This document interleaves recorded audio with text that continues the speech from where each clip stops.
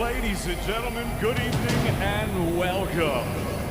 It's now time for the featured bout of the evening. From the four corners of the world to the four corners of this ring, the fight starts now! This is something that comes along every now and then in generation, and it's special, and there's no hype. Let's go! No respect to this guy. Let's go! You better believe it now. That was something special. 20 bouts, 20 victories. It was Lamb versus Lion. And still the undisputed champion of the world.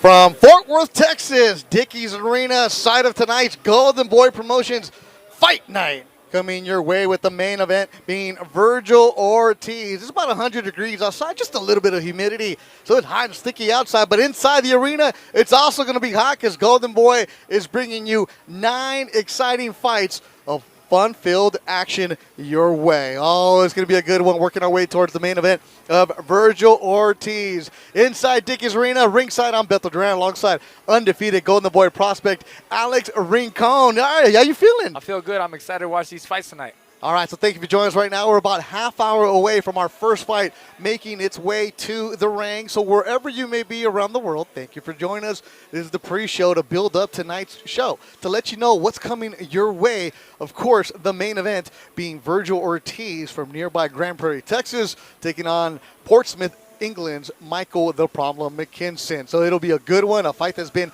in the making for a while. It's been a fun week here in Fort Worth, Texas with the press conference, the weigh-ins, and everything going back and forth. And a couple of fighters are very vocal and loquacious towards each other. We'll talk about Blair Cobbs and Maurice Hooker later on tonight. So wherever you may be, make sure you share the video, make sure you share the YouTube, make sure you let them know, and make sure you subscribe to the Golden Boy page. All kinds of cool action behind you all week long. And make sure you subscribe to the Golden Boy social media pages for more exclusive behind-the-scenes content. All right, let's get going. Rincon talking about the main event tonight. Virgil Ortiz Jr., a fighter that you know, making his way through the amateur scene together.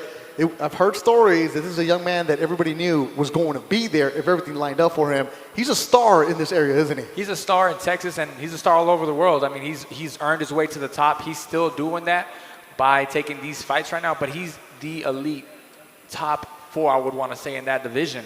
Virgil is looking sharp, is looking strong, and I know he will do his job tonight. Virgil Ortiz, 18-0. All via knockout. He's vicious. The last time he fought in Texas was in Frisco, you know, the star of Texas where the Cowboys trained, and he knocked out the Mean Machine. Let's look at some of the highlights of Virgil Ortiz in his career, Alex Rincon. You know, he comes in, that's against Mauricio Herrera in Las Vegas, a vicious knockout. Herrera, one of the toughest dudes to take out in the sport. And Virgil's an amazing fighter doing his feints. A lot of times he opens up fighters with their defensive feints and that right hand over the top. That's what he landed on Herrera, and his pressure. That's what I see out of Virgil, how he stops them. He's got that killer instinct, and it shows every single fight. And it's not like he's going for the knockout. He will break you down just like he did the Mean Machine fighter who his only loss was to Bud Crawford. And once he senses blood, he attacks you, gets after that. You have to love that attitude from Virgil Ortiz. Yes, and that's why he's an exciting fighter to watch. He comes with barrages of punches, and he knows how to finish the fighter when he sees him down. Now, this fight against Mckinson, we mentioned it was going to be last January. It was pushed back till March. Virgil came down ill. Now he's 100% healthy. And this is a fighter, though, that you don't have to worry about Virgil not being in the gym, not being in shape. It's almost like the layoff, he was more antsy. That's the dangerous fighter, isn't it? A fighter like that is always driven. Virgil is a driven fighter. He's a gym rat. He stays in the gym. He's a workhorse. I'm in the gym with Virgil sometimes, and he is always working. You don't ever have to worry about Virgil ever being out of shape. He's always going to come to fight. And he works out very, very hard. So that's going to be our main event tonight on DAZN. Virgil against Michael the Problem Mckinson, a huge underdog, but McKinson's very confident in himself. Also, you know this, Virgil isn't a fighter that talks a lot. He's not going to be on social media bragging about things. He's not going to be doing this. But he has said that he'll fight Bud. He'll fight Earl Spence, knowing he'll be the underdog, knowing he'll be the B-side. That attitude about him, it's nothing new to you, right? You know Virgil will go anywhere, anytime. Virgil will go anywhere. He'll fight you in your backyard. He'll fight you any day of the week.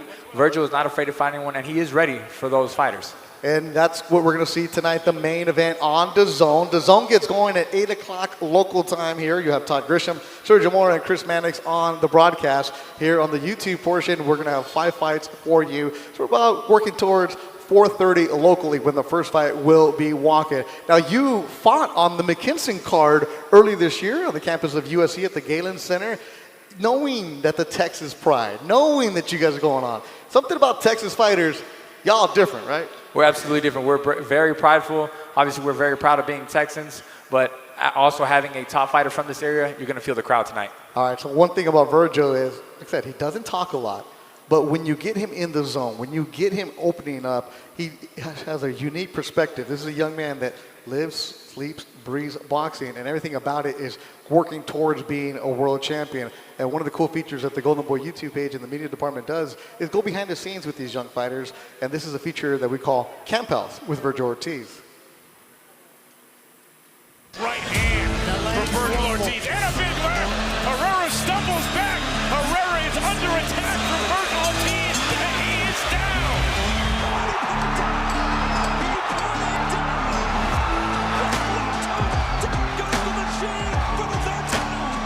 From Texas and still undefeated, Virgil Ortiz Jr.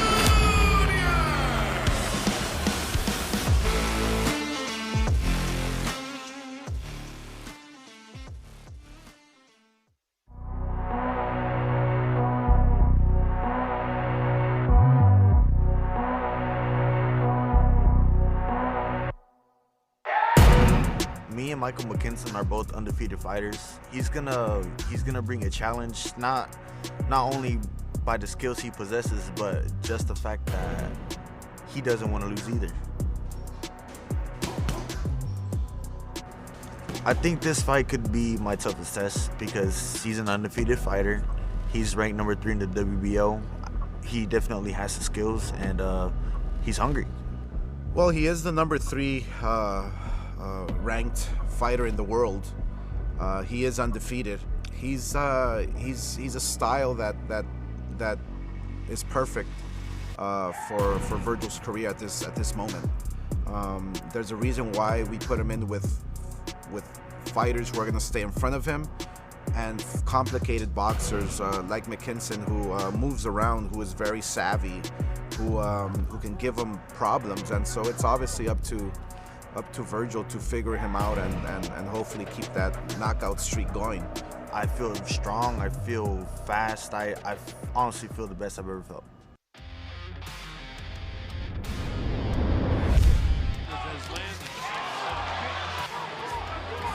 My biggest takeaway from the Mean Machine fight was something that I already knew, is that when I need to dig deep, I'm able to do it, and I always come out on top. Virgil's last fight was very difficult, and we expected that from the Mean Machine. He had more power, he had more speed, he had more resilience. He shocked everybody with his performance. It was a great performance, but Virgil, being who he is, found out a way to take care of business and knock him out. The Texas Hammer drops again. Virgil Ortiz Jr. Knockout number 18. Win number 18. I don't feel any added pressure on me just because I'm the favorite or because I have a title. You know, every fight, I want to win every fight because I want to win, because I don't want to lose, because I treat every fight like it's a world title fight, because to me they all are. If I lose one fight, then who knows where my career could go. So I make sure that I don't lose. Just the fact that he has great people around him, you know, starting with his father, and the fact that he has a great corner, the fact that his work ethic is just, you know, by far better than everyone out there who puts on these gloves. Virgil's a guy who loves running, who loves waking up in the morning, who loves his job. The one thing that inspires me the most to get up and put in the hard work is that I want to support my family. I think that's my number one priority right there. You know, I want to make sure that they're taken care of, that I'm able to provide for them.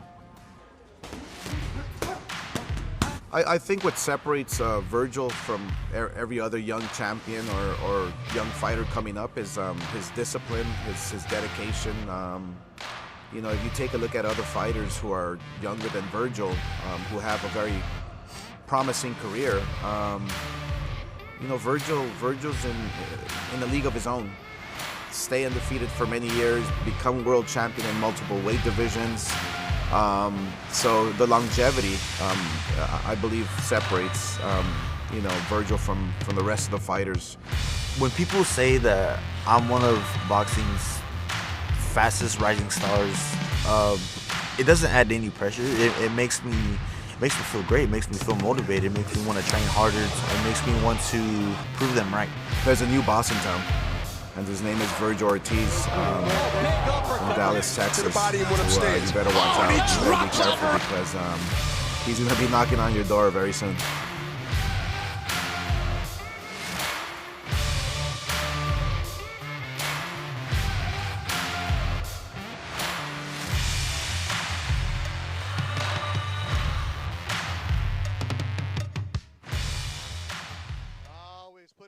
Show Virgil Ortiz Jr., the way that he reacts, the way he attacks, you see a young man who is ready to take the next step, and you hear Oscar De La Hoya talking about him. Very, very excited he is about Virgil Ortiz. And when your promoter's on your side, hey, you're also a Golden Boy fighter, 10-0, 7 KOs, Alex Rincon, you hear that, that's got to fire you up. That absolutely fires you up. Being your main promoter, obviously being Oscar, pushing you, being behind you, and obviously almost admiring your work, that's got to definitely motivate Virgil. And Virgil's next challenge will be tonight against Portsmouth, England's Michael the Problem Mckinson, a huge underdog. He's embracing that role. He knows that nobody's against him. He might have one fan here in attendance, actually a fan who came from Canada to see him, but Mckinson is very confident. And Alex, when you're taking on a fighter who has nothing to lose, everything to gain, that can still be dangerous, can't it? That could definitely be a dangerous fighter just because they're here, they'll do whatever it takes to beat you. And obviously Mckinson doesn't have a crazy resume, doesn't have knockout power, but he's here to win.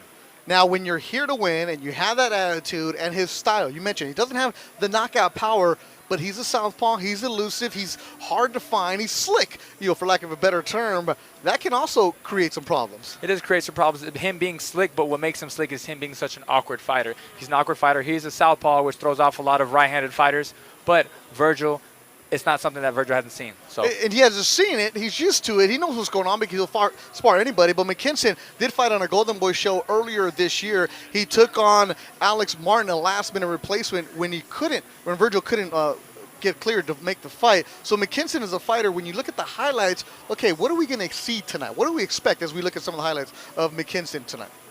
Well, Virgil is going to definitely come in, apply the pressure, get his ring generalship, but Mckinson's going to have to keep his distance. Virgil's a strong fighter. He's explosive. He will use his feints to open you up. Mckinson's going to have to be smart, and he's going to have to keep his distance the whole fight.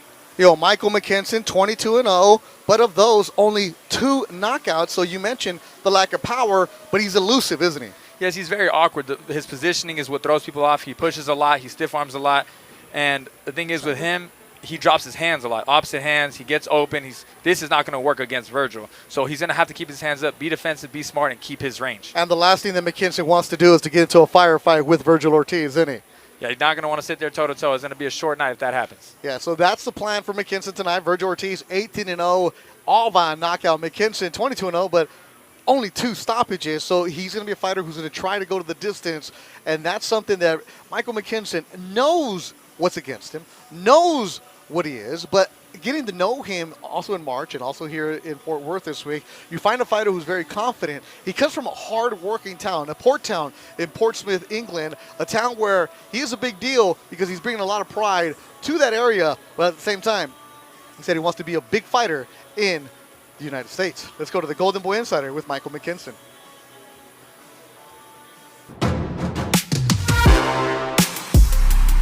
Welcome to Golden Boy Insider. I'm your host, Beto Duran. Make sure you subscribe to the YouTube page for more exclusive content. And on the Insider, we take you behind the scenes with the fighters. We don't care about boxing on this part because they get asked about boxing all the time. Want to give you the perspective of who they are. And on Saturday, August 6th, at Dickies Arena in Fort Worth, Texas, all the way from across the pond, Portsmouth, England, Michael the Problem Mckinson will be taking on Virgil Ortiz on DAZN. That's plenty of boxing for you. That's a lot of boxing knowledge. Let's talk about the real stuff. Okay. How's your football team back home doing?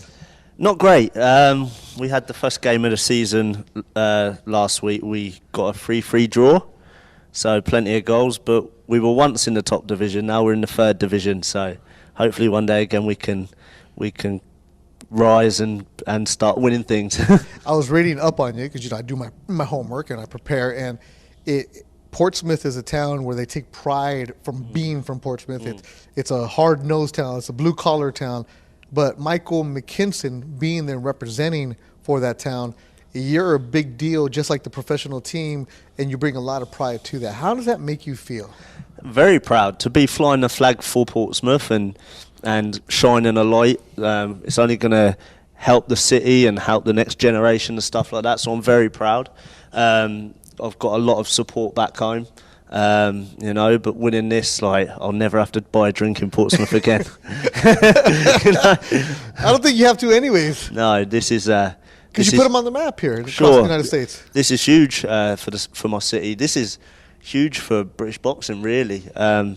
Winning this could be huge, so, yeah. When you fought in March at USC and you fought Alex Martin, who was the last-minute replacement because Virgil fell ill, the British coverage was big for you. Yeah. And just the media that showed up. I remember posting on my Instagram, all these new followers, people trying to get information about you. That's great. This is not what you dream of, the media following you, but knowing that recognition, right, from where you came from. Yeah, it's a dream come true. It hasn't always been like that. I've gained a lot of support because of the moves I make in boxing, taking big risks and taking gambles, and obviously succeeding that way. I've obviously gained a lot of support over the years, and yeah, I'm a big deal for my city, but I want to be a big deal for my country. Big deal in the world.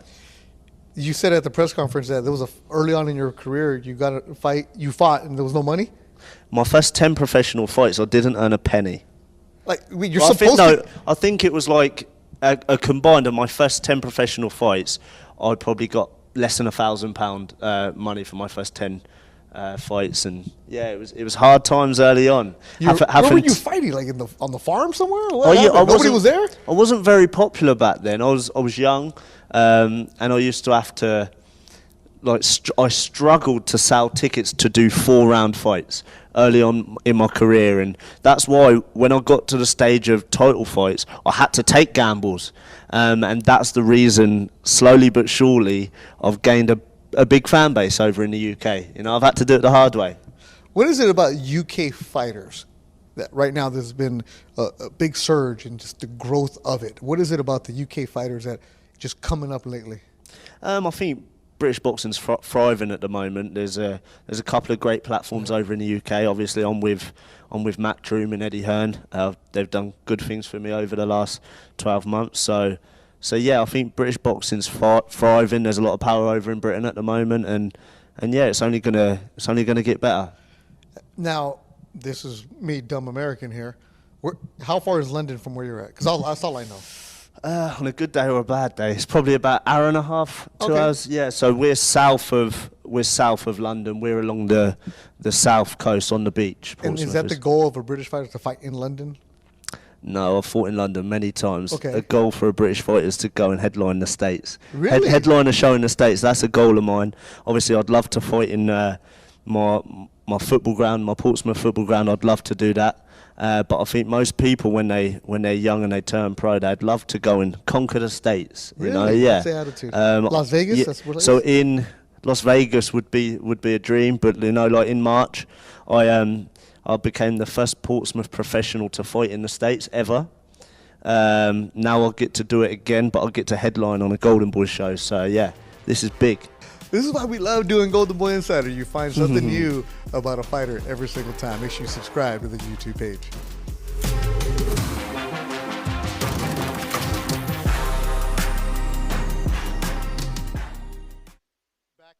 Back here ringside, always fun to do that show where you sit down with the fighters and you get to know a different perspective. You and I have done it. It's a different interview instead of how do you feel, how was camp, how's everything else going. We get to know these guys, and a lot of things that we learned about Michael Mckinson. Pretty cool guy.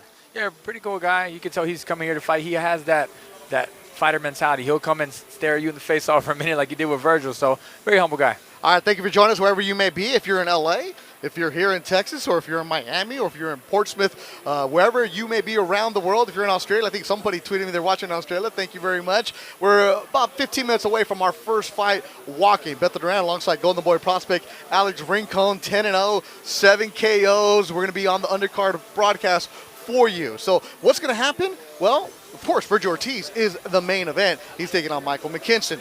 But before that, the co-feature is going to be Marlene Esparza taking on Maracay, Venezuela's Eva Guzman, who's 19-1. That's for the WBA, WBC, and ring flyweight titles. And you know Marlene, 2012 Olympian. She loves fighting in Texas. She loves going and fighting anywhere you can.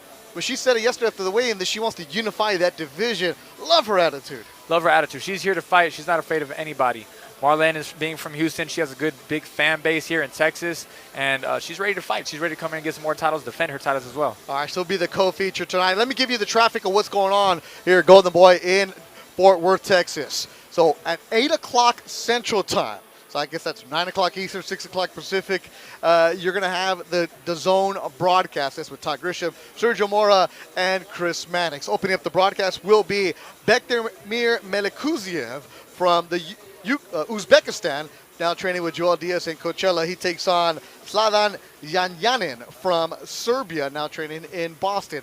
And if you want to see something funny, it happened to me yesterday after the weigh-in where Melikuziev, they call him Beck the Bully, his only loss came a big knockout when Gabriel Rosado knocked him out, a big prospect for Golden Boy. He's learning a little bit of Espanol, but you know this, when you're in a gym, Alex, the Espanol taught isn't stuff for broadcast. Yeah. So yesterday he said "Viva" and then he said a curse word in Spanish. And so go ahead and check it out on my social media, Bektemir. And he was fun about it, so it was cool. But that was a good one. It's a good one. It's one of those where you're the interviewer. You're like, okay, you got me. Even though I told him, hey, don't say that. He kind of gave that little win. But Beck is a fighter where he comes to knock you out, doesn't he? Oh, this guy, I've seen him in the gym. I actually got to do a camp alongside Lamar Rose Jr. with the Diaz brothers. And Beck is a monster. His left hand to the body. Unfortunately, he got caught with Rosado, but he's come back hungrier as a fighter, come better, and I can't wait to see him fight tonight. Yeah, so that fight with Rosado where Rosado knocked him out, it was, I think, went down as a knockout of the year. But before he got knocked out, he was hurting Rosado, and Gabe is a tough-as-nails fighter with Freddie Roach. But Beck said he learned a lot where you have to take your confidence down some, and you're not going to run everybody over. So we'll see what we have from him tonight. Then a fight that got real personal. After Beck is going to be Maurice Hooker, Mighty Mo from here in the Texas area, in the Metroplex, taking on Blair the Flair Cobbs. And the fight almost didn't get made because Hooker wasn't going to make 147. So there was an argument back and forth between the camps about the weight. They finally agreed to 150. So they are going to have a fight, but it's a personal one now between Hooker and Cobbs. And you know Maurice, don't you? Yes, I know Maurice from growing up in the amateurs. Obviously a former world champion. Got to fight Virgil in this same arena.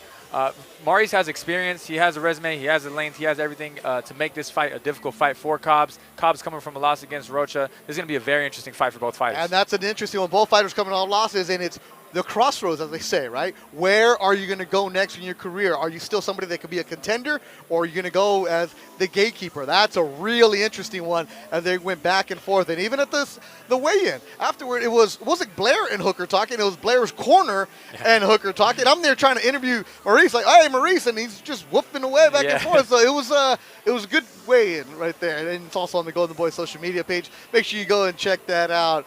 Make sure you follow the Instagram, the Twitter, all that good stuff. And make sure you subscribe to the Golden Boy YouTube page for more exclusive content. All right, so we are, like 10 minutes away from our first fight walk-in. Thank you for joining us. You're going to interact with us throughout the fight. We have 1, 2, 3, 4, 5. I know how many we have, but I just want to count. It looks pretty good on TV when you start counting, right? All right, so it's going to open up with a young man from Santo Domingo, the Dominican Republic, Rohan Polanco, an Olympian from the Dominican who went to Tokyo. He's 7-0, 4 KOs. We met him, and it was he seems like he's got a big following behind him. Polanco is going to take on a veteran of over 60 fights, Dedrick Bell. Then afterwards in the bantamweight division, this is an interesting one. Figo Ramirez from here in Dallas, he's a Virgil Ortiz team, 1-0, 19 years old. He takes on Francisco Bonilla. Bonilla has 19 professional fights. So a young man with only one fighter, Ramirez, taking on Bonilla, who has 19. That says a lot about what they think about Figo Ramirez. And afterwards, Carlos Nava from Pasadena, Texas, right in the Houston area.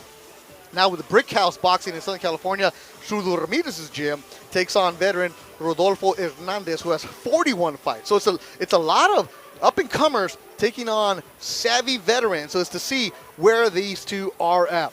And then another fight that's gotten personal, Alex Martin, Shark Heat, taking on the veteran Hank Lundy from Philadelphia. Chicago, Philadelphia, and anything is always going to be good. But these two, it's very, very interesting. That'll be a good one for you. And then our last fight here on the YouTube portion of the show, Floyd Schofield. They call him Kid Austin. He's 10-0, 8 KOs, takes on veteran El Gato Rodrigo Guerrero. And the thing about this one, Schofield recently signed a deal with Golden Boy. And normally when you're making your first fight with Golden Boy, you're the first or second fight. This is going to be the fifth one tonight.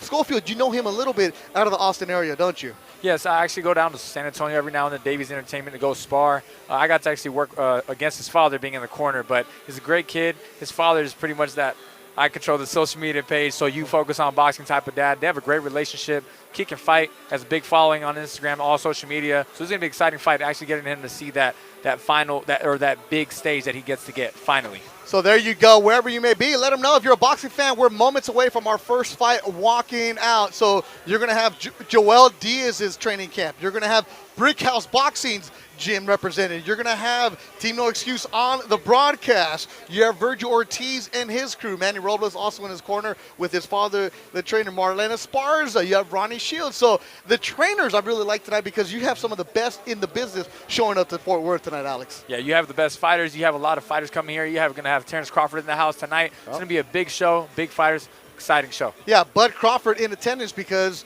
Maurice Hooker does camp with him. So Bud was here at the weigh-ins, and you see him walking around. You're like, oh, yeah. Bud and Spence. We'll talk about that. We'll talk about all the upcoming shows, all that stuff that's going on. So make sure you interact with us here on the Golden Boy page. Make sure you let us know what's going on, and wherever you may be watching around the world. So it's an afternoon of boxing if you're in LA, an evening of boxing if you're across the pond. So thank you for joining us. And Alex, let's talk about you now. You're 10-0, 7 KOs.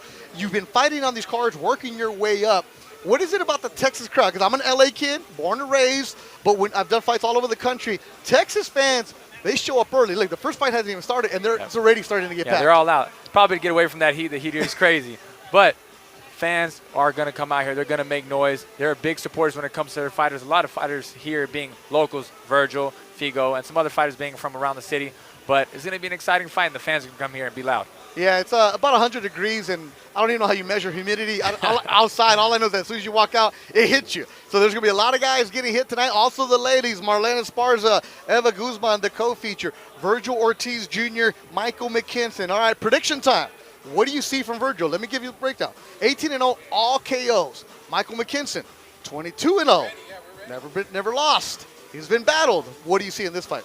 I see Mckinson getting his first loss, Virgil adding another knockout. It's going to be a good fight for a few rounds, but Virgil's going to take him out about 5 or 6. 5 or 6 is the prediction from Alex Rincon, the fighter out of Team No Excuse in the district. Shout out to them watching, the Roach family. And we are here inside the Dickies Arena. So we mentioned it. 5 fights coming your way free right here. 8 o'clock Central Time, DAZN takes over. So this is how you whet your appetite. This is how you get ready. It's an afternoon. There's no football going on. It's preseason if you're watching that. You want to get some fights. They're coming your way. Young prospects ready to put on a show inside Dickies Arena. Join us, Bektemir, Alex Rincon. And who's our ring announcer? Oh, the pride of Austin, Texas. Is he wearing his cowboy hat? I haven't seen him yet. Jeremiah Gallegos is inside the ring.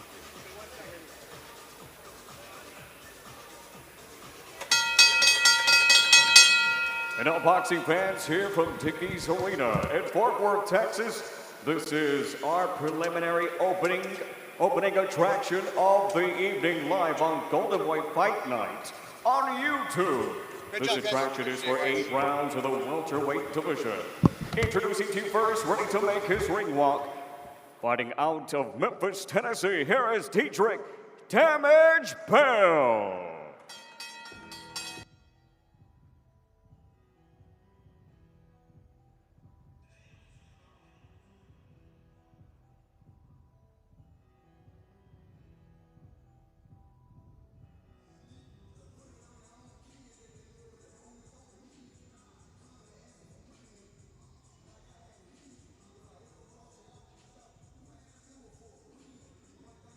60 fights. You call Diedrich Bell because you want to see what you stack up, and we're going to see that tonight. I bet that with fighters like this, will have a long resume with that age and a lot of fights, you get two type of veterans. You get some that are going to bring a challenge, or some that really have something to prove because their timeline's coming to an end. So we'll see what Bell comes with tonight against Polanco.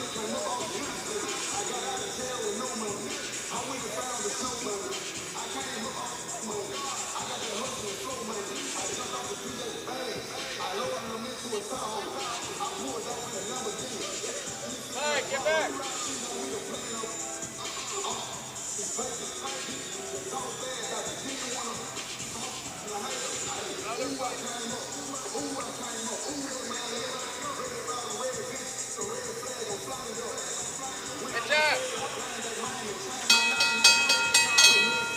And his opponent comes in undefeated, representing the Dominican Republic. Here is Rohan El Rayo Polanco.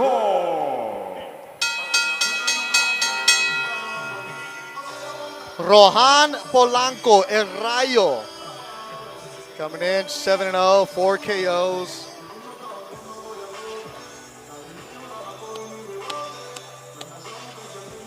Making his way.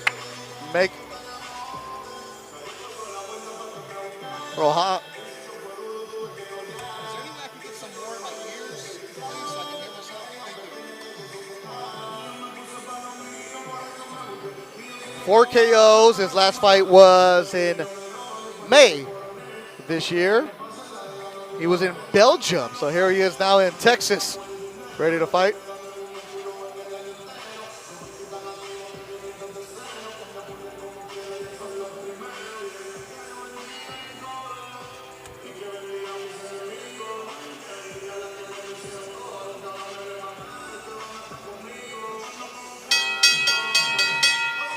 And now, ladies and gentlemen, here from Dickies Arena in Fort Worth, Texas, USA, this is our opening preliminary attraction. Live on Golden Boy Fight Night on YouTube. 8 rounds of the welterweight division, and it is presented to you by Oscar De La Hoya's Golden Boy Promotions, and sponsored to you by Hennessy. Never stop, never settle. Odds for tonight's fights are brought to you by Bet Online and by Masculine. It's a mentality. Don't be a man, be the man. The 3 judges scoring this contest at ringside are Steve Morrow, Robert Ciampa, and David Ayacabuchi. And the referee in charge of the action and the sound of the bell, Ruben Perez. Introducing to you first tonight, fighting out of the blue corner, standing with trainer Kerry Pete. Wearing white with teal, he officially weighed in 146.8 pounds. This evening, this in-ring veteran enters his contest for the 65th time as a professional with 17 KO victories.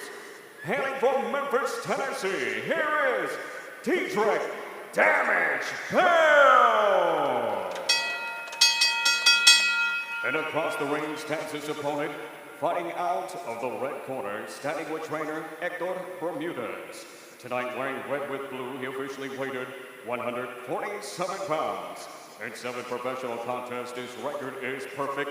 7 victories, 7 bouts, 4 wins coming to you by way of knockout, no defeats.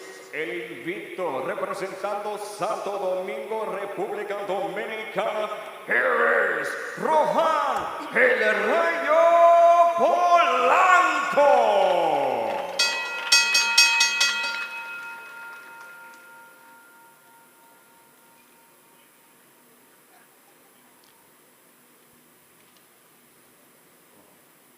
Okay, I already gave you instructions in the dressing room. Ya te di las instrucciones en el camarín. I want a good, clean, professional fight. Pelea buena, pelea limpia. Obedece, protégese at all times. Obedece, protégese todo el tiempo. Chócalo, chócalo. Ruben Perez, the third man in the ring as we get ready to go. Our opening broadcast here on Golden Boys YouTube page. We appreciate you jumping on with us. 5 fights coming your way as we get ready to go in Fort Worth, Texas. Bektemir alongside Alex Rincon, Golden Boy prospect, who's 10-0 with 7 KOs. Our first fight is ready to go. This one is going to be 8 rounds in the welterweight division. Polanco, 7-0, 4 KOs. And shout out to all the Polancos watching us right now. representing the Dominican Republic. El Rayo, the nickname. Why? Because he's fast. That's the name they gave him. Went to the Tokyo Olympics. Started boxing when he was 10 years old. He's a young man that they're really excited about it. He's taking on a veteran in Diedrich Bell, who's 38 years old with 64 fights under his belt. See, Polanco is a very poised, very calm fighter. He walks in very relaxed. He likes that Philly shell. He has a really quick, sharp jab. Bell came in, caught him with a good jab, relaxing a little too much, and that might be Polanco's downfall if he relaxes a little too much. So Polanco, here in his 8th pro fight, going 8 rounds. Here is the opening bout here at the Dickies Arena in Fort Worth, Texas. Working our way towards the main event of Vergil Ortiz and Michael Mckinson to be live on the DAZN. And there you see, right there, arms folded, Roberto Diaz, Golden Boy matchmaker. Next name, Robert Gaspari, COO of Golden Boy. Marco Pelayo, CFO. Javier Razo, also a matchmaker for Golden Boy. So the front office is out here watching Polanco. He's not signed with him, but there's people looking. And this is the type of fight that you want to have coming up, not signed. It's your time to shine. It's time to showcase your talent. And Polanco is doing a good job so far, keeping the jab, keeping Bell at bay. I just want to see him kind of make sure he creates his openings first, not get a little too eager early. He landed a good shot. Yes, he did, and he's hurt, and Bell is down here in the first. Went to the body, then he went upstairs.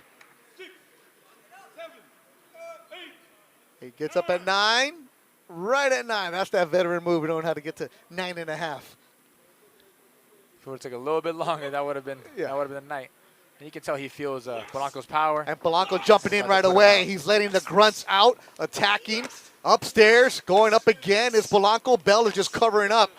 Polanco trying to knock out Bell here. The referee tells him, show me something. And he's attacking like a bull, getting after it. Here's Polanco in the red and blue, the colors of the República Dominicana. Bell's a veteran. He knows how to survive. He knows how to get in there and make it competitive. But right now you got a young bull. Polanco's 23-year-old. Young, hungry fighter, Polanco is, and he's just pawing out that jab right now, putting him on the ropes. Bell needs to stay off the ropes. If he doesn't want this fight to end early, he needs to stay off the ropes, keep that jab out, and make Polanco pay for being too relaxed. Final seconds of the opening round.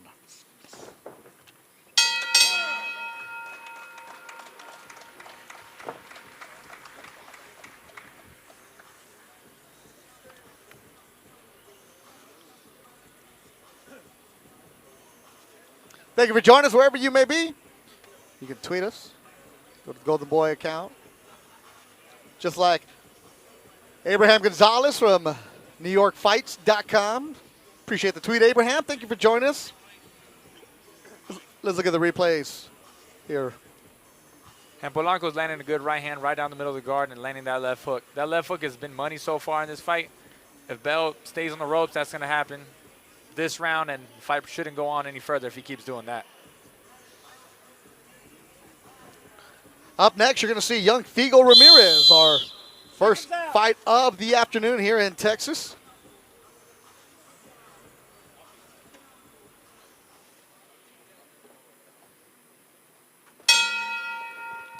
Renato Perez, the timekeeper, lets us know we're doing it here in the second. So you want to see what Polanco is going to have. He started boxing when he was 10 years old. He played baseball, basketball. Saw a boxing gym went in. Game changer. Coming from the Dominican Republic, I feel like baseball is a given. You're going to have to play baseball. Dijo que jugaba la pelota, but it was basketball. He likes Kyrie Irving. That's his guy. Father of a young boy, Rohan Angel, his baby. El maestro del barrón, Armando Hernandez, took him to the Olympics. Y saludos a La Mella, his mom. Y todos los que nos están mirando en Los Huaricanos, la República Dominicana. So they have a little watch party for him in Santo Domingo.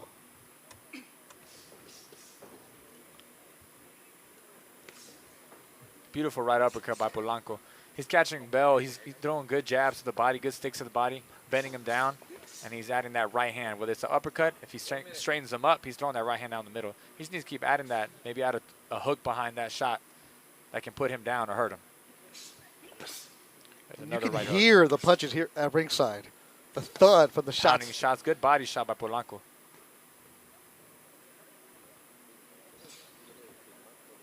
And at this point, Bell's trying to just guard up, but if he's just not coming back with anything, Polanco's going to just let off. He needs to keep that jab out, move a little bit more. Good body shot again. He felt that. Yes, he did. And there's the delay.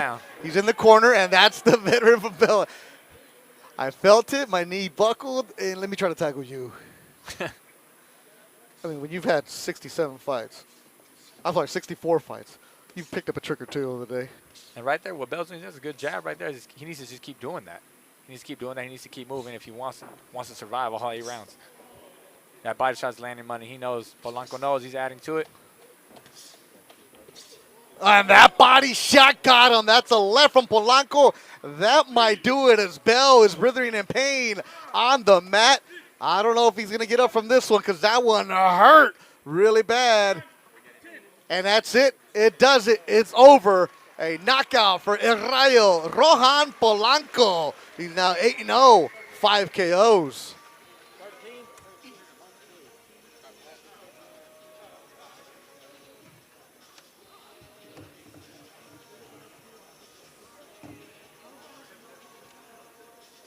.213 of the second round. The official stoppage. Yeah, Polanco, no big celebration for him. He knows that was his job. He knows what he came here to do, and he looked beautiful doing it. He was very calm. I would like to see Polanco come a little bit more alert. He's a little too relaxed on his defense. That Philly shell he likes it, but I can tell it's not his. It shouldn't be his defense. He relaxed a little too much. Bell really shouldn't have landed any shots on him. He stands up a little too tall. I would like to see him kind of clean up and polish that defense a little bit, but effective offense. Beautiful offense, using that jab, adding hooks around, and a beautiful left body shot to end the fight. Let's see some highlights from this fight that ends at 2:13 of the second round. And like I said, those hooks were setting up a lot of punches. He kept bringing the hooks up top, finally brought it to the bottom. He was using a lot of sticks, a lot of that jab to the body, but that left hand, once Polanco saw that it was an opening, he just kept attacking that body shot. And there's a shot that ended it. Went down immediately. Yeah, that body shot had him in pain. Bell's still sitting on the stool, but it took him a good few minutes to get him back up. Jeremiah Gallegos, our ring announcer for tonight.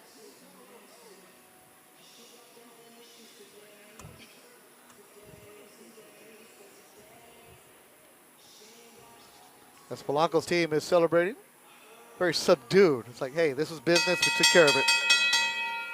Ladies and gentlemen, here from Dickies Arena in Fort Worth, Texas, our referee Ruben Perez reaches the count of 10. The official time comes to you, 2:13. Round number 2 is still undefeated. Your winner by KO from Santo Domingo, República Dominicana, Rohan El Rayo Polanco. Y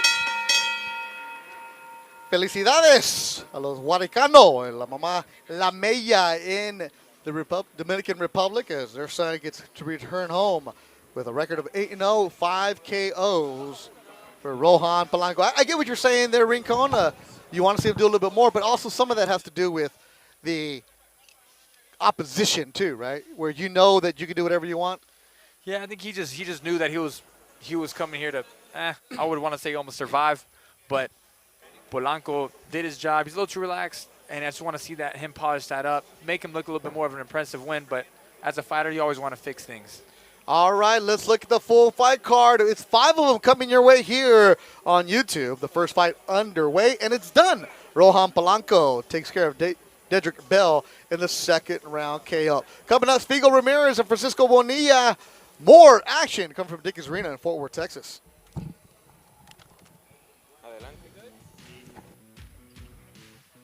This was my second professional fight. I fought at the Cowboy Stadium in the Canelo Smith card. you know, I was still kind of green in the professionals, and when I was warming up in there, I Rohan, didn't really tus feel respuestas exactly warmed up. Like, cortas I didn't have my para mind, traducir. like, oh, I'm about to ¿O hablas fight. inglés? So when I went in the ring, I was kind of like, I wasn't in the zone. I knock him out with a straight right, and I'm just like, what just happened? Like, and then I left the ring. I didn't feel like I fought, you know, I didn't get into the zone. So it was just kind of weird for me, but it was definitely one of my best knockouts. So this fight was against Angel Sariana. It was my 5th fight, and I fought the day before Canelo fought Julio Cesar Chavez Jr. And I went in there thinking like, oh, I'm gonna knock this guy out, or at least I have to, you know? So in that first round, man, I put everything I had into that first round, and I made a big mistake. I was tired that 2nd and 3rd round, but this is where I had to use my brain. You know, it's not always bronze, you gotta use your brain sometimes. I set him up with a jab to the body, and I saw that he kind of leaned forward a little bit. I'm like, all right, I'm gonna do it again. I'm gonna come with the uppercut, and it landed. That was the moment people were expecting, and this was definitely one of my hardest fights that I ever had to date. So this fight, I believe, was my 9th fight. It was the first time I had headlined any card. It was at the Belasco in Los Angeles, and this was also my first fight with Robert Garcia.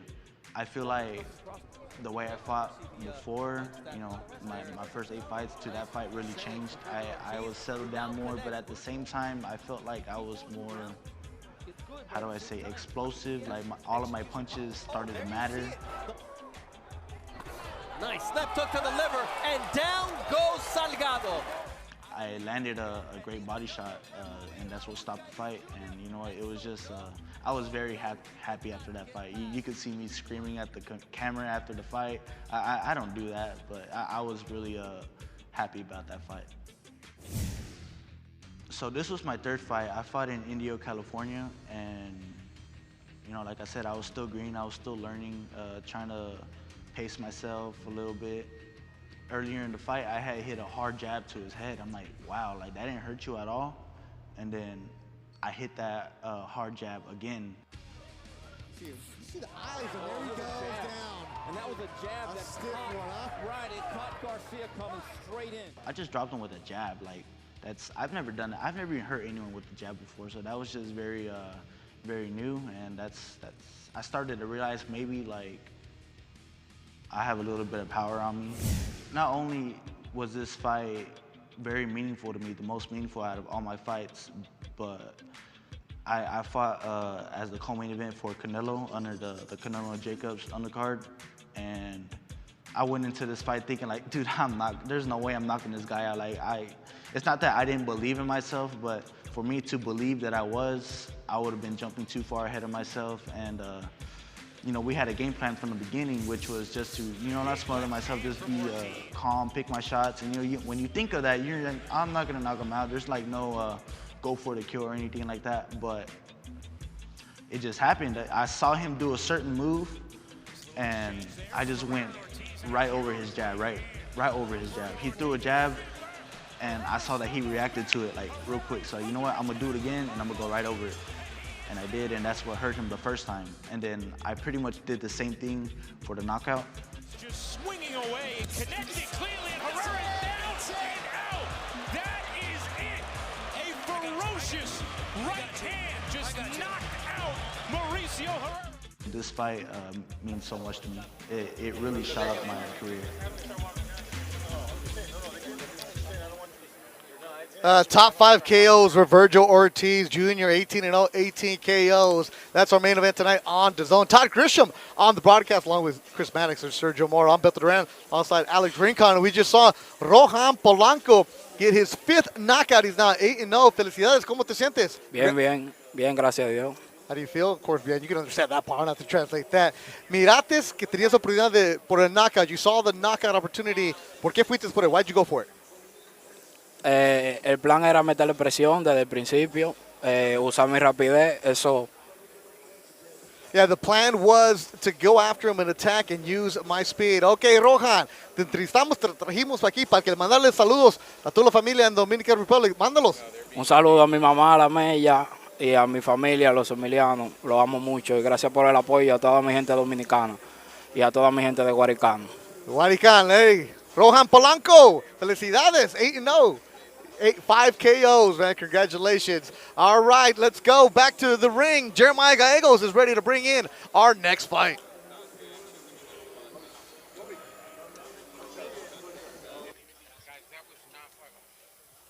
Felicidades.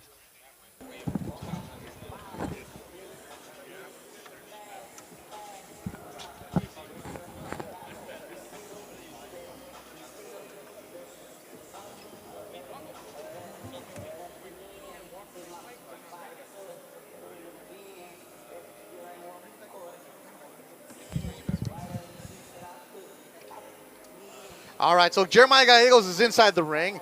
Amber Juliana's the ring girl tonight, so we're all right. We got plenty of ways to figure things out. We're going to get it for you. We are here ringside, Bektemir alongside Alex Rincon. Working out the kinks here, getting it going. Dickies Arena. Alex, back here ringside. Our first fight is done, right? Felt good. Rohan Polanco is a young man. Not much emotion from him because that's what you're supposed to do. He felt pretty good. I like his attitude, though. Yeah, he's very humble. You can tell he's a young fighter, and he did his job how he was supposed to. He went out there, he looked calm, he did his job, was very effective, and definitely, I would say Roberto Diaz and the whole Golden Boy crew is very impressed. All right, so there you go. So our next bout is going to be Figo Ramirez taking on Francisco Bonilla, and after that, Carlos Nava and Rodolfo Hernandez. Alex Martin taking on Hank Lundy, and then Floyd Schofield taking on Rodrigo Guerrero. So those are the fights coming your way. Our next bout, oh, what is it? I don't know. Jeremiah Gallegos. Let's go inside the ring. And all fight fans, we are set for our next feature. 4 rounds of a bantamweight division. Introducing to you first, ready to make his ring walk, representando Chihuahua, Mexico, here is Francisco El Remache Bonilla.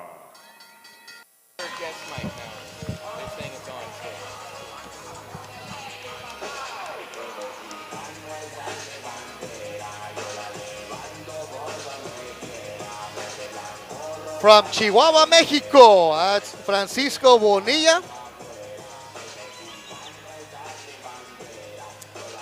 Veteran of 20 fights coming your way.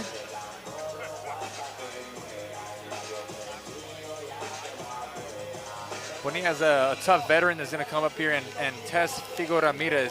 Figo Ramirez being from Dallas, Texas. This is going to be a very good fight to see. He's going to come here and test Figo, make him earn his second win, or second fight.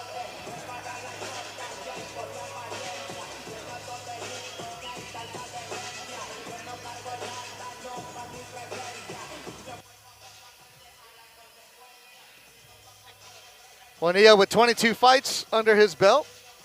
Remache is his nickname.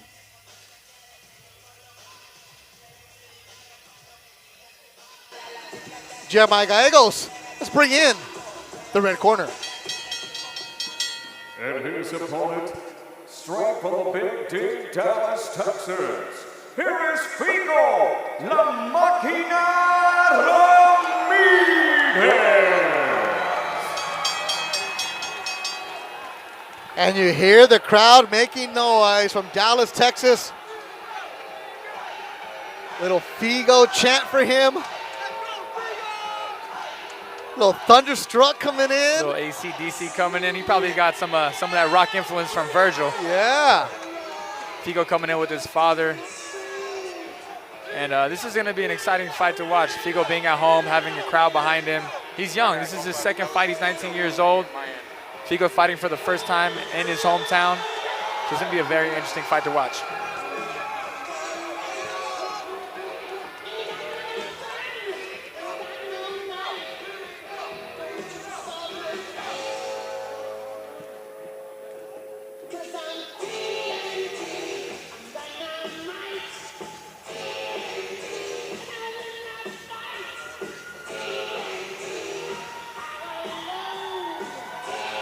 All right, Jeremiah, let's go.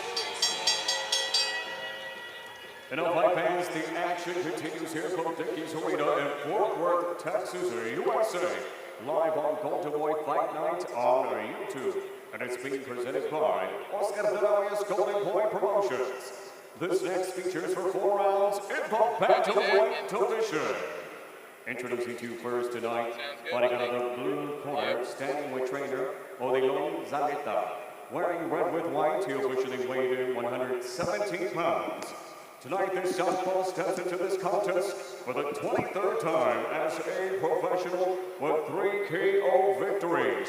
Representando Chihuahua, Mexico, here is Francisco El Ramoche Bonilla.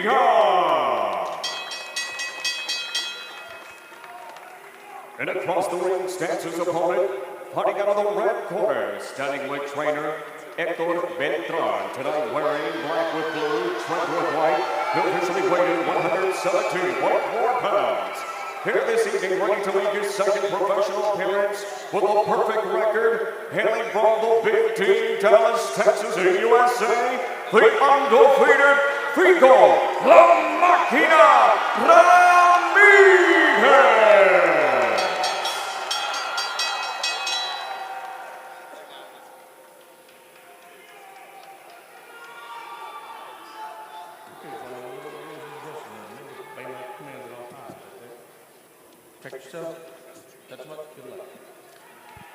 Neil Young, the third man in the ring as we get ready to go. Our second bout of the night, working our way towards Virgil Ortiz Jr.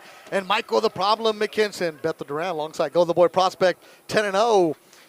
Alex Rincon from Carrollton, Texas. We're in Fort Worth, ready for this matchup. It's 4 rounds in the bantamweight division. Figo Ramirez, La Máquina, with the black gloves. He's got a crowd inside Dickies Arena. He's 1-0. His only fight was in Mexico. And here he is fighting in his backyard, getting ready to put on the show. He trains with Vergil Ortiz and Hector Beltran.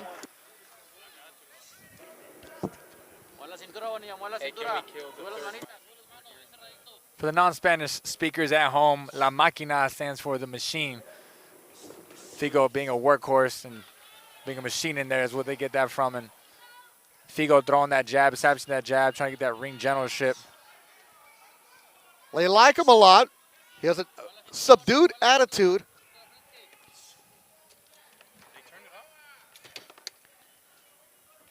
So Figo getting after it. You got the black and blue. He goes and attacks. He won by a first-round KO against Brian Soto April 1st, and he's coming out immediately. And you can hear the cheers for Figo.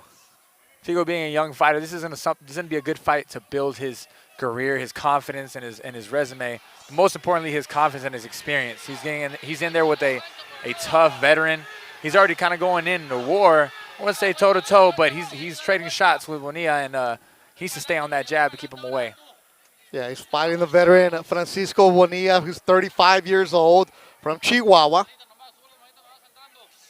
Golden Boy's used it before. He's fought Asa Stevens, a Golden Boy prospect. Also, he fought former Mexican Olympian Joselito Velasquez, Oscar Callazo.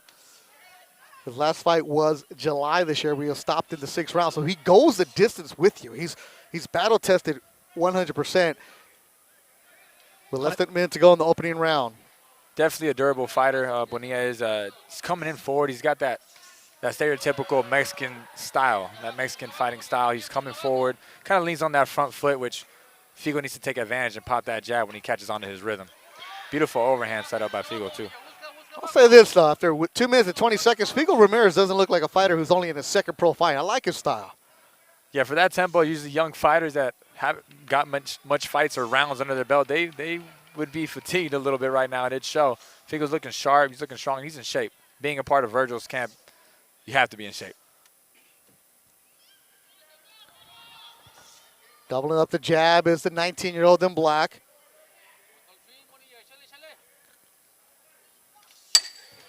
Final seconds of the opening round. Figo goes to the body, goes upstairs. Dig it to the body is Figo, and he eats an uppercut, though. And he answers back with a 1-2. Good round. Good round. The youngster and the veteran. What are you made of? Let's find out. Good action-packed round. Bonilla caught him with a good uppercut at the end of the round. Definitely tested Ramirez's chin. But for someone this young coming in the second fight, he's looking really good. This is a very good test for Figo, like I said before. And that right overhand slightly touching Figo.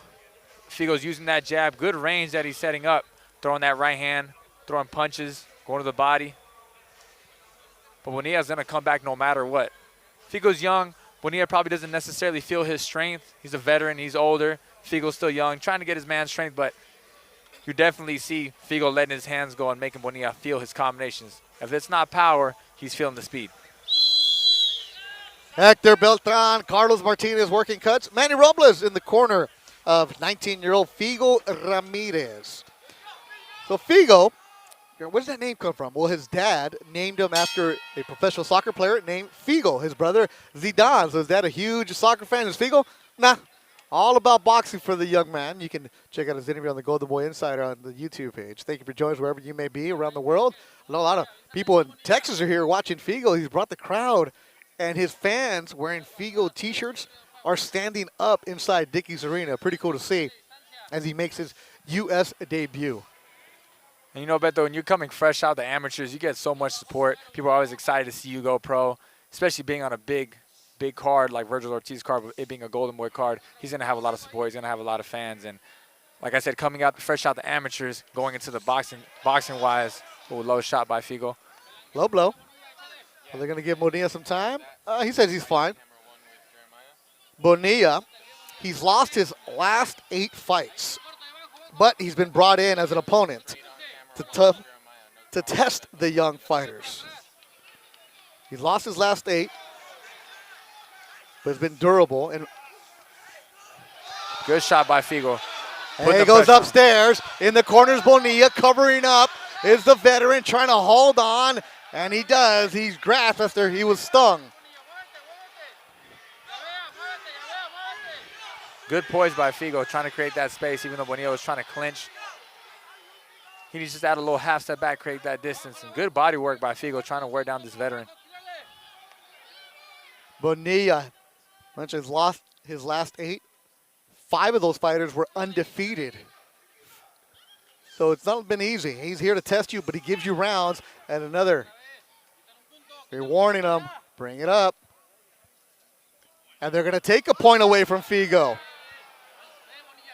The second time he goes low in the round, and this time he has a point taken away.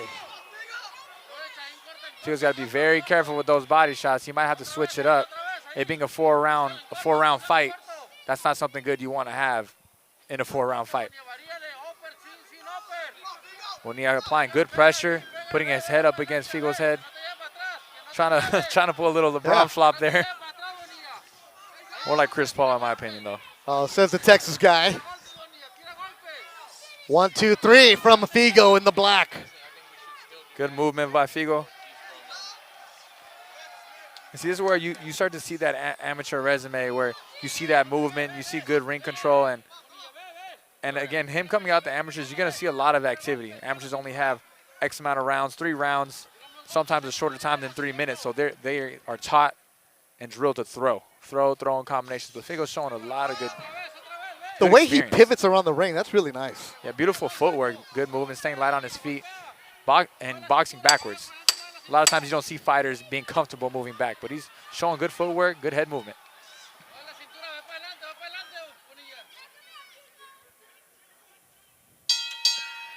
That'll do it for 2. Good ring generalship by Figo, but unfortunately that point deduction is either going to even it out or almost even give that round to Bonilla.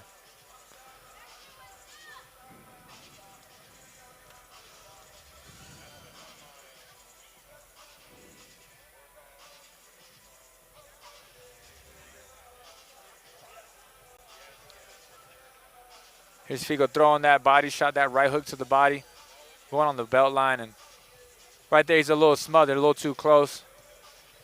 Can't really let his shots off there, but good work on the arms, to the body. Even though those arm shots aren't landing flush, it's going to wear a fighter down. It's going to wear their guard down, where over time those punches will slip through the guard. And that body shot, a little would call that on the belt line. I wouldn't take a point off of that one.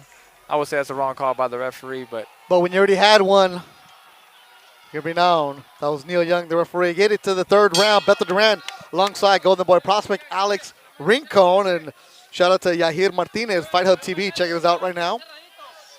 Yahir, shout out to Yahir. Good friend. Yep. One thing about this is you look at the records, Figo 1-0. Like, why are you fighting a guy with 22 fights? Hector Beltran was telling us because it's hard to find opponents for Figo that are of quality. You know, they could have got somebody who's, 3-5, but they're not going to give resistance. Bonilla's coming to make you work, and that's what you want to see from a young prospect. From a young prospect, you want to see him tested. And Figo's coming here. He wants to definitely show his skill set, being his first fight on a Golden Boy card. And so far, he's showing his skills. He's looking good. Young fighter, but looks very experienced. So Figo with Vergil Ortiz. They used to fight in the amateurs together. Virgil showed me a picture of a young Figo. They go to the tournaments. And he now does camp in Southern California in the gym that Manny Robles is at. And they use him for sparring for a lot of different fighters. And as Manny said, he holds his own with a lot of people. And I know Figo personally. If you think you're going to see this fighter get tired or get fatigued, this kid right here is probably one of the fastest kids I've ever seen run. Well, that's another thing. When you're training with Virgil, the expectation level is we're going to work and then some. Good body shot by Bonilla, applying the pressure. And Figo's showing good poise, moving, staying composed. You definitely want to see that coming from a young fighter, it being his second fight. Yeah, and you're guilty of this. Everybody is their first, second fights. Let's get in the ring and let's just trade, right? Like, let me go head hunting. Looking very poised is 19-year-old Figo. And actually, on my actual second fight, I had a guy hurt. I just started throwing instead of taking my time, but that comes with experience in the pro game. You see somebody hurt. Amateurs, it's not as easy hurting these people with his gloves and the headgear, but Figo's showing great composure.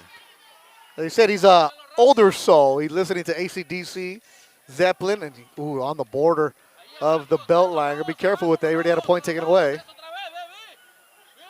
See, what Figo needs to do is just aim a little bit more at the arms. A good right hand by Bonilla. Yeah. Caught Figo leaning in. Those are the punches you have to be careful. You throw that right hand and try to slip your head out. Bonilla caught him slipping his head out and through. So he has to be careful with those shots. Don't lean. Just keep him at distance. Keep turning him. He's turning him beautifully. He just needs to keep pivoting, keep that jab going every once in a while, switch directions to the right side like he's doing right now. Figo made his pro debut in Sinaloa, Mazatlan, on a Zapati card.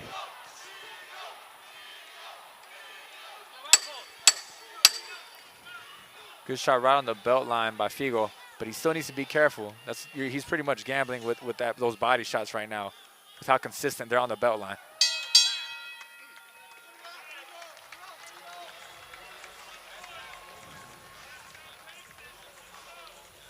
Great third round by Figo on Bonilla. Bonilla applying the pressure, Figo boxing.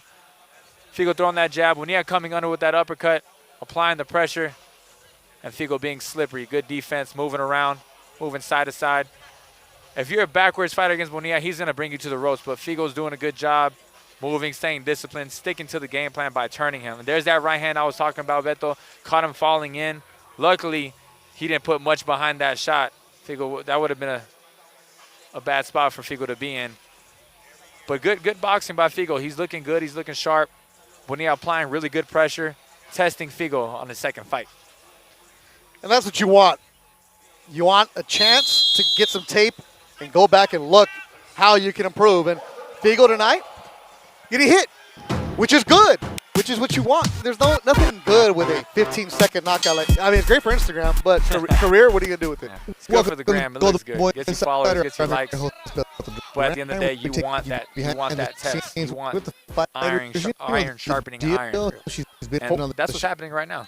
Fourth and final round. Thank you for joining us wherever you may be. Figo Ramirez, soft-spoken kid, but he comes and brings a punch. They call him Figo. Figad. That's what the team. And I already know who made that nickname up. I would want to make a good guess. It's either his coach Hector, who's a child at heart, or his teammates. Both. Yeah.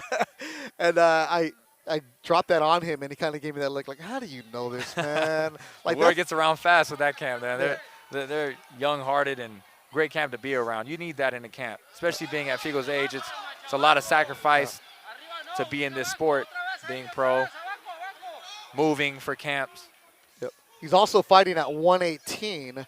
The goal is to have him at 115, but it's harder to get him fights. So that's why he's fighting at 118. And I actually came in under. But as they progress, he'll be at 15. Good body shot by Figo. Setting up with that jab. Bonilla keeps that left hand high, and good right hand. Got to switch it up. Very nice for Figo. Goes back upstairs. Good movement. Good movement.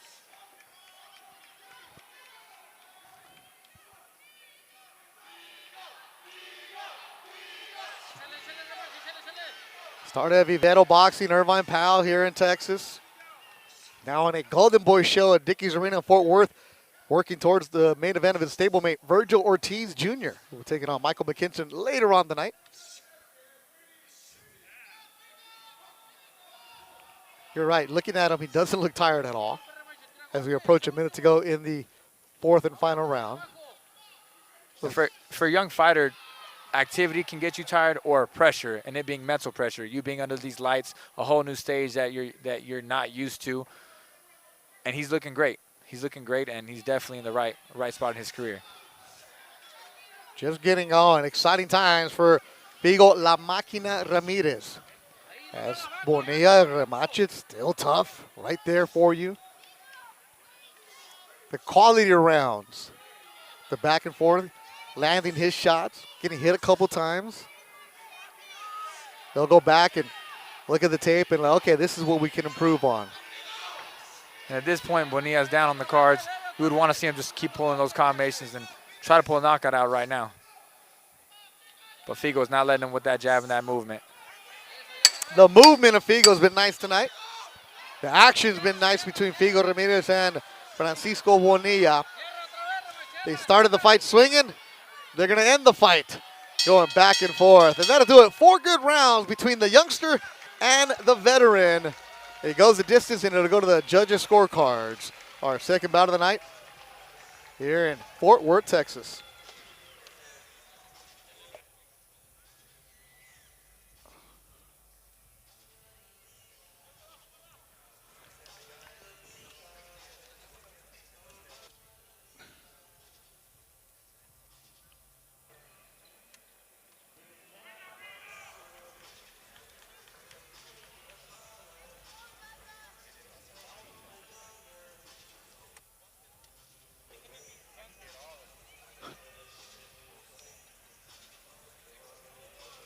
There in the corner, a little shiner underneath the left eye of Figo Ramirez.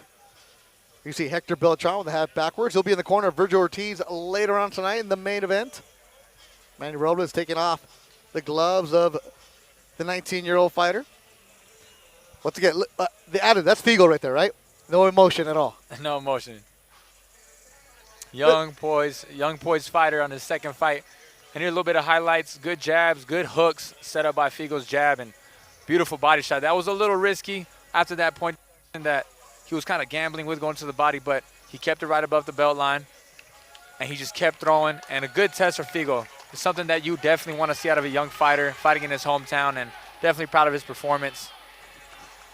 And if you can hear the crowd chanting his name right now, Figo, Figo, over and over, big support. That must feel good for a young fighter fighting his second pro fight.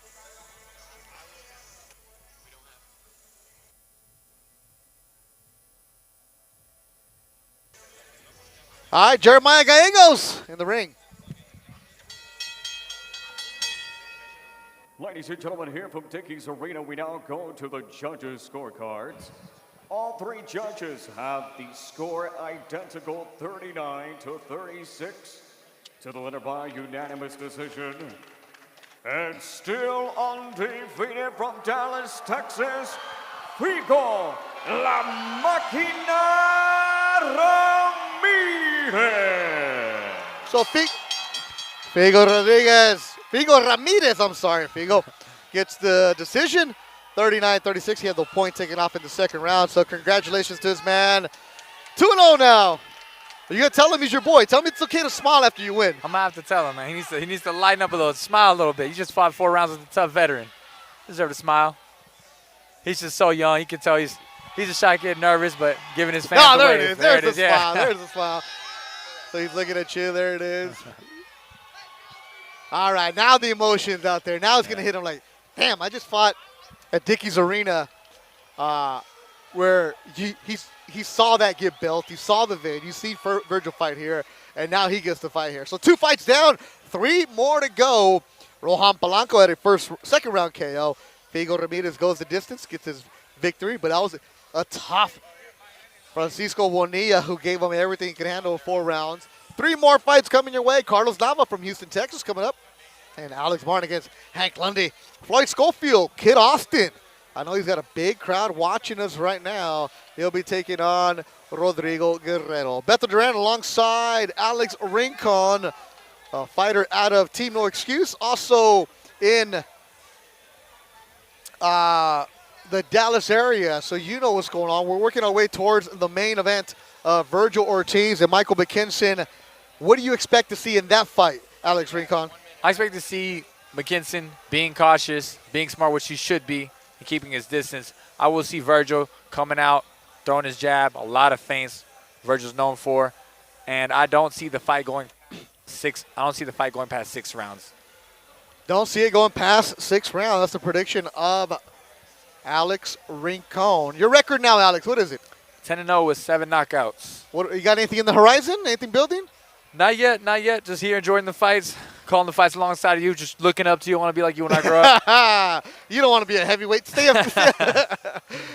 You go. Dickies Arena starting to fill in later on tonight. It's going to be sold out for Virgil Ortiz against Michael Mckinson. Thank you for watching us right now. We know there's fights going on across the pond. I think Michael Conlon is fighting right now. So thank you for joining us. 3 more for you going on the Golden Boy YouTube page. Make sure you subscribe to the page and also follow the Golden Boy social media accounts. Great job by Jessica Rosales and Larry and Bobby D and everybody behind the scenes putting up great content. Luis running the show for us here.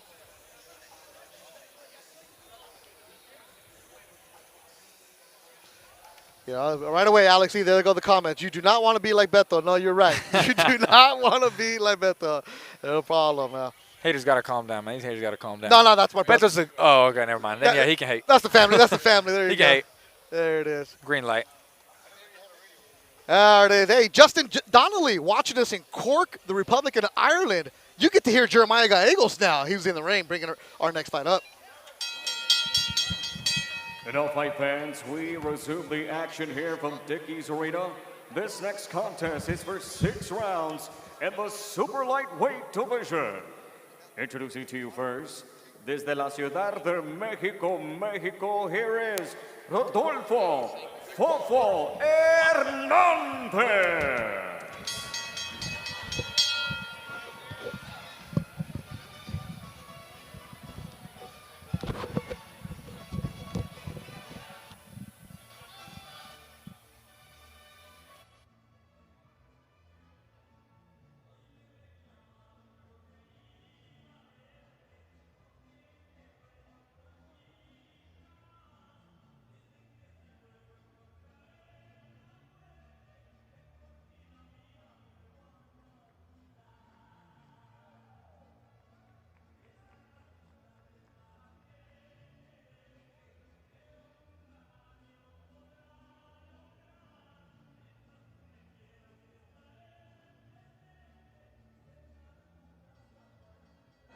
And his opponent, fighting out of Pasadena, Texas, USA, Carlos Quiles Nava.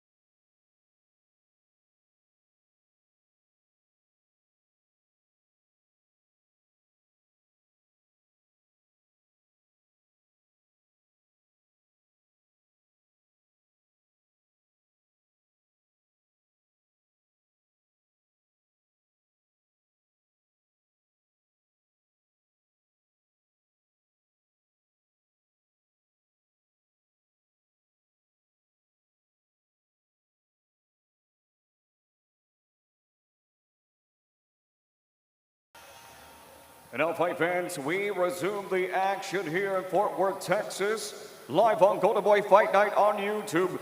This next feature is scheduled for 6 rounds in the super lightweight division, and it's brought to you courtesy of Oscar de la Hoya's Golden Boy Promotions in association with Zurdo Promotions.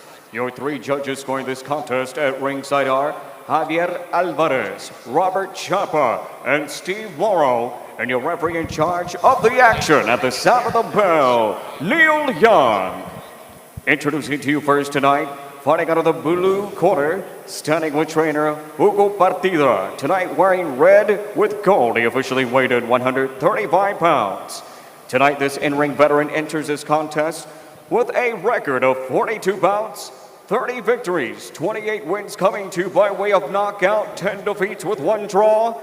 Desde la Ciudad de Mexico, here is Rodolfo Fofo Hernandez.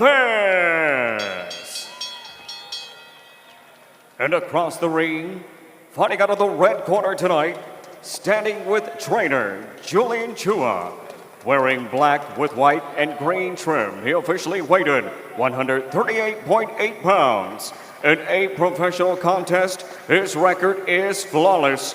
8 victories, with 5 wins coming to by way of knockout. No defeats. Here representing Brick House Boxing Club in Los Angeles, California. Hailing from Pasadena, Texas, the undefeated Carlos Quiles Nava.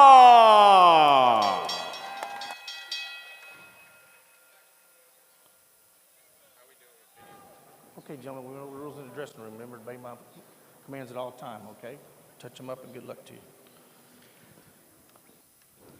We get ready to go. Get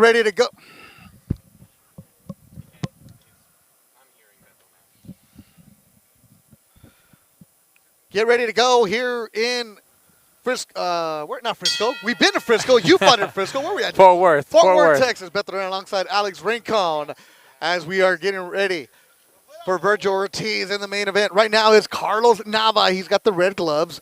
8-0, 5 KOs out of Pasadena, Texas, near Houston. His family is here with him. Training at Brick House Boxing. Veteran Rodolfo Bofo Hernandez. Bofo is tough. He'll come at you. He's got 41 fights. And a firefight starting right away, which is what Nava is not known for, but he's going to come out and start attacking. And Hernandez, with a lot of fights under his belt, but a lot to clean up. He's coming in with his head forward, swinging wide shots. What Nava needs to do is just throw some shots right down the middle. Yeah. Fofo from Mexico City, Hugo Partida in his corner. Julian Chua, Joey Figueroa in the corner of Carlos Nava. Nava coming in attacking. Real sharp, too, with that right hand. Hernandez using that little forearm, little veteran move, putting that forearm right on the neck to keep that distance to make him uncomfortable. But Nava's establishing that range, doing a really good job. Check hooking, throwing that jab, measuring, keeping the distance.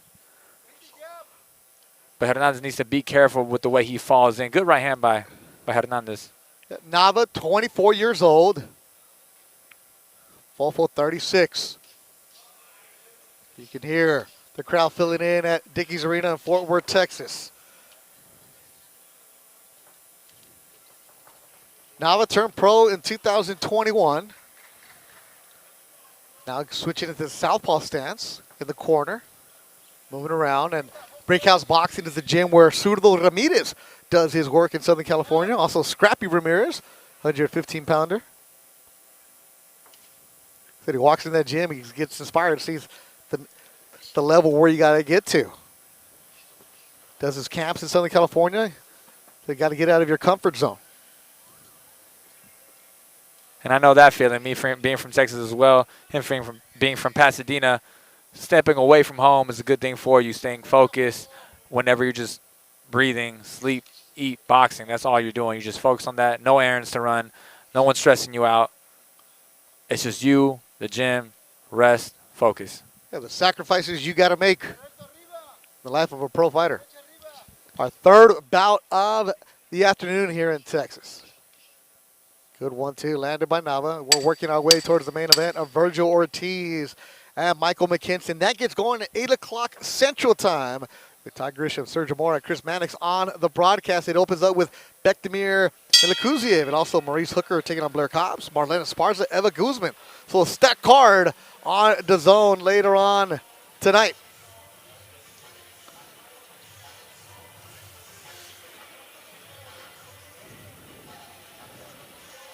Look at some of the replays from that opening round, Alex Rincon. Good discipline by Nava this first round, just keeping that jab, establishing the distance. But Hernandez coming with a lot of awkward shots coming from every angle. Doubled up that left uppercut, falling in. They both got to be careful with the headbutts, but Nava doing a good job keeping his range, using that jab.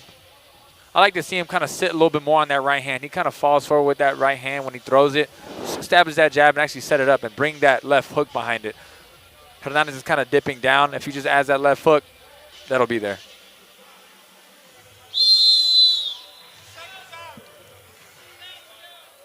Thank you for joining us wherever you may be this afternoon. If you just joined us right now, Bethel around. That was the voice of Alex Rincon, 10-0, 7-0. Golden Boy prospect out of Washington, D.C.'s team. No excuse, but a Texas boy in his own right. Shout out to Francisco Salazar watching us. Excellent boxing scribe. You can read Francisco's bylines in numerous publications. Watching some afternoon boxing. Also, an excellent soccer coach in the 805. Right now, Carlos Nava, 8-0, 5 KOs.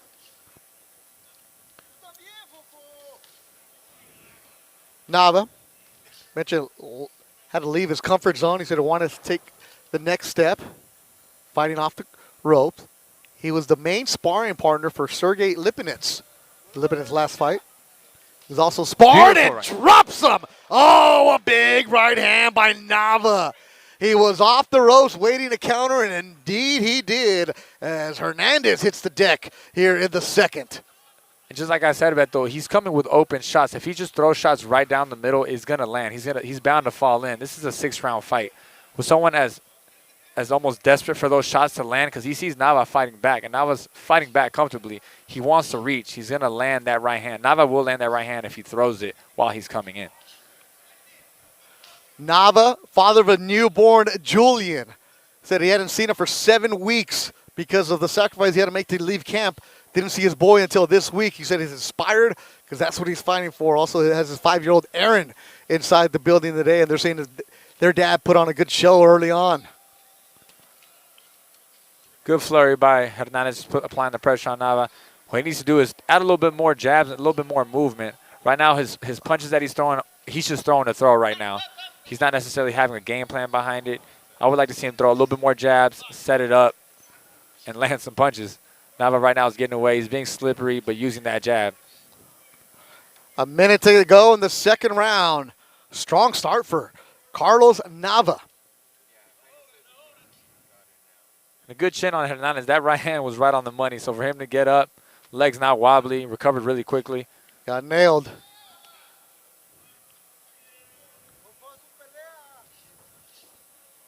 Nava. He's lost 10 times, 9 of those via KO. You can see the way that, Hernandez has lost 9, been KO'd 9 of his 10 losses. And Nava senses something bouncing around in the ring. When you do work with Sergey Lipinets, the same sparring partner, and also Chon Cepeda sparring with him. That excellent work. He transferred into the ring here in Fort Worth, Texas.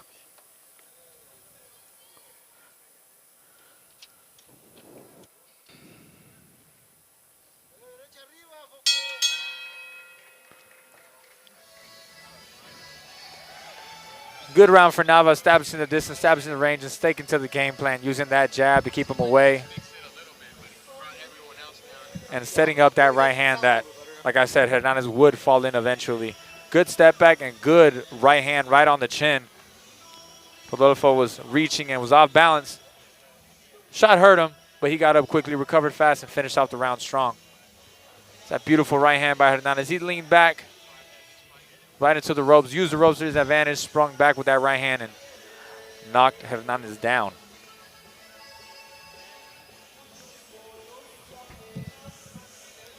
And if Nava keeps doing that, he's going to knock him down again if he keeps stepping back as that right hand. With someone falling forward with that pressure and falls in, they're going to meet the shots. Headed to the third round. Tigres del Norte, Jefe de Jefes jamming inside Dickies Arena. Main event tonight, Virgil Ortiz Jr. Perfect, 18-0 with 18 KOs. Will the streak continue? He takes on the British fighter, Michael Mckinson, also undefeated. That'll be later on tonight on DAZN.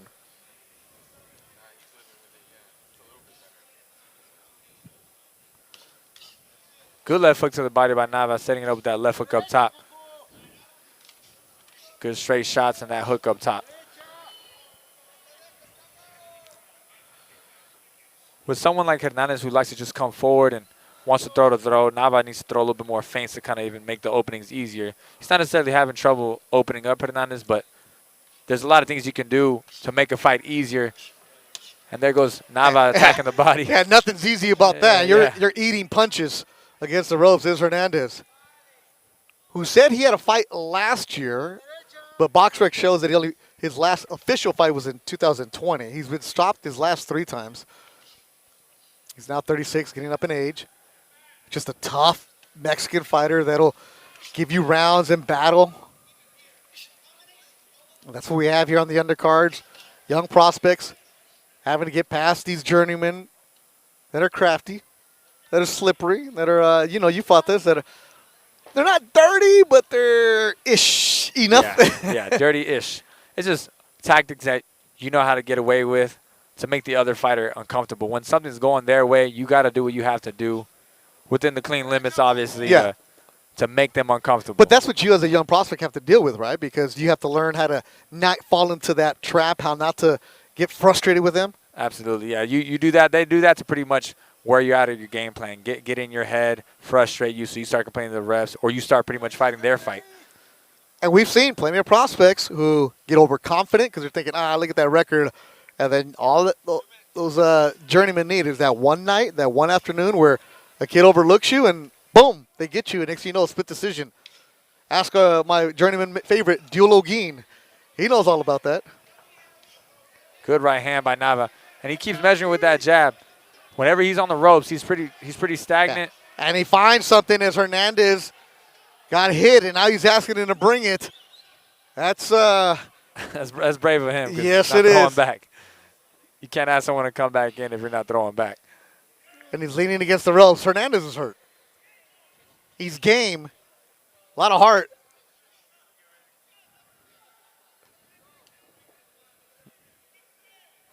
Hernandez breathing heavy here in the third round.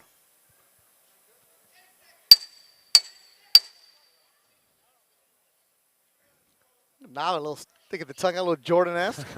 Feeling very confident as we're done with 3. A little blood coming out of the nose of Hernandez as he was sitting on the ropes being tagged by Nava. Like to see him move his head a little bit more, have a little bit more movement.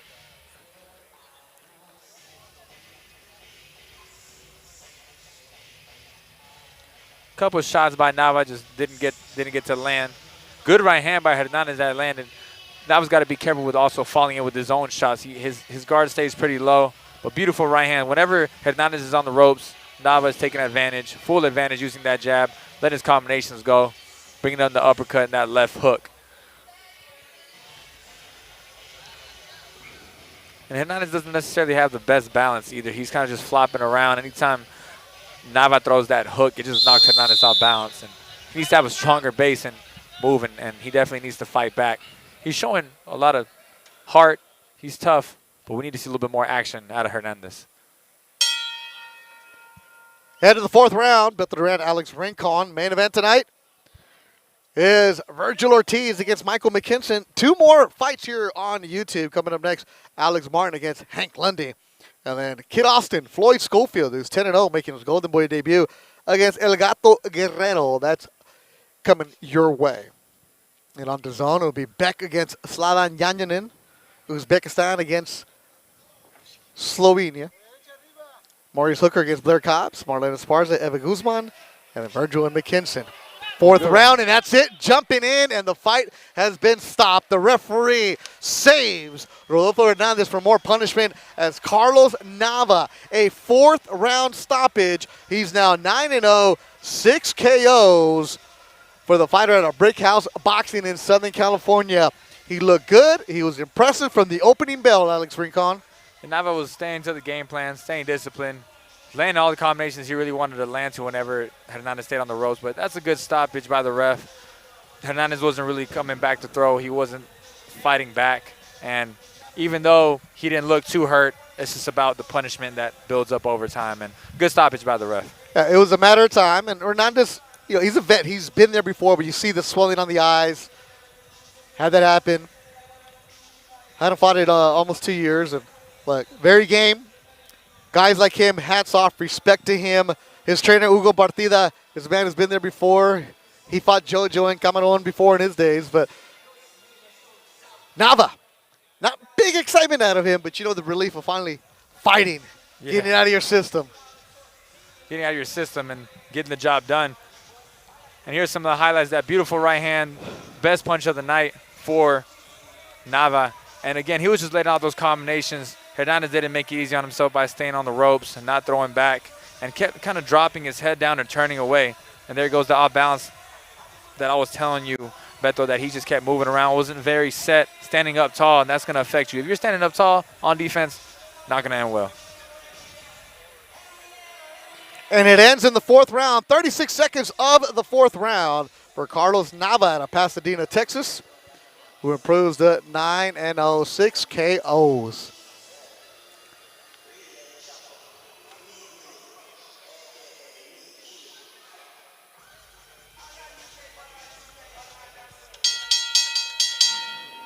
Ladies and gentlemen, the official time comes to you, 36 seconds. Round number 4 as our referee Neil Young waves this contest to a halt. To the winner by TKO and still undefeated from Pasadena, Texas, Carlos Quiles Nava.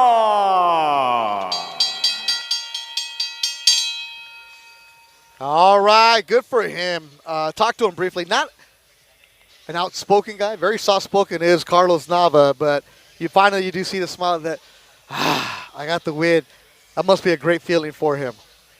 Yeah, great feeling, and as a fighter, I'll tell you, I got the win, but man, it's time to go eat. Like you eat healthy after the weigh-in, but now it's like, all right, let me get a dog, let me get some junk food, right? Let me get some Texas brisket, right? Texas brisket, maybe stop at Buc-ee's. And then you see Brick House, Julian Chua, Daniel Suh.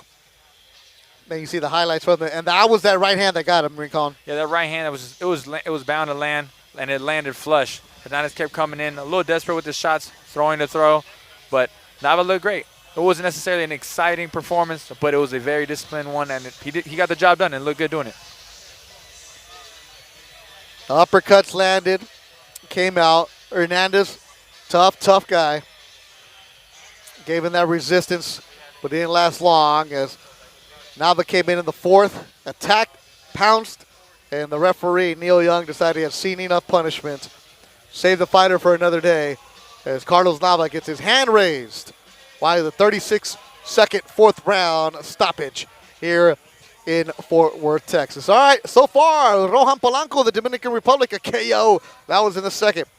Figo Ramirez fighting in the U.S. for the first time. Dallas 19-year-old goes the distance, gets the victory. Nava, the stoppage coming up next. Alex Martin against Hank Lundy.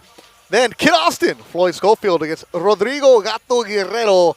Our last bout here on YouTube. And then at 8 o'clock Central Time, DAZN takes over, working our way towards Vergil Ortiz against Michael Mckinson.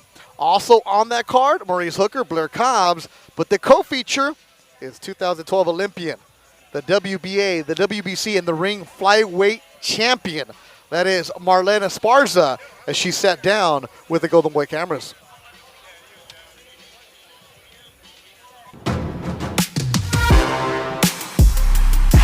Welcome to Golden Boy Insider. I'm your host, Bethel Duran. We take you behind the scenes with the fighters. You know the deal. She's been on the show numerous times, and every time we talk to her, there's always something new about her. And the last thing you want to do with Marlene Esparza is talk about boxing, because that's not who she is. She's a boxer. She's a world champion. She's a mother. I mean, you do a lot of things, but at the end of the day, you're your own person. All right, Marlene, ready? Let me get the bad question out of the way. How was camp? Right? Before we talk about being a real human being. Exactly. No, I don't care about camp. You know that. All right, let's go. On the Insider Show. It was good. It was great. It was the best. You're in the best shape of your life. It was the best camp of my entire life. Exactly. I'm in the best shape of my life. Everybody's focused. Everybody's ready. And that's how it usually rolls. You're usually good to play around with, man. It's good. You get going. When you look at your fights and all that other stuff and you start figuring things out, this is the first time where you get to fight in Texas with the Ring Magazine belt, right? The special belt, the one that means the most significance, right? Correct. Every belt has its like huge thing because you work for it, you fight for it. But obviously, with the Ring belt, it's going to be the first time I'm fighting with it. I'm in the top 10 now, and on top of it all, it's going to be in Texas.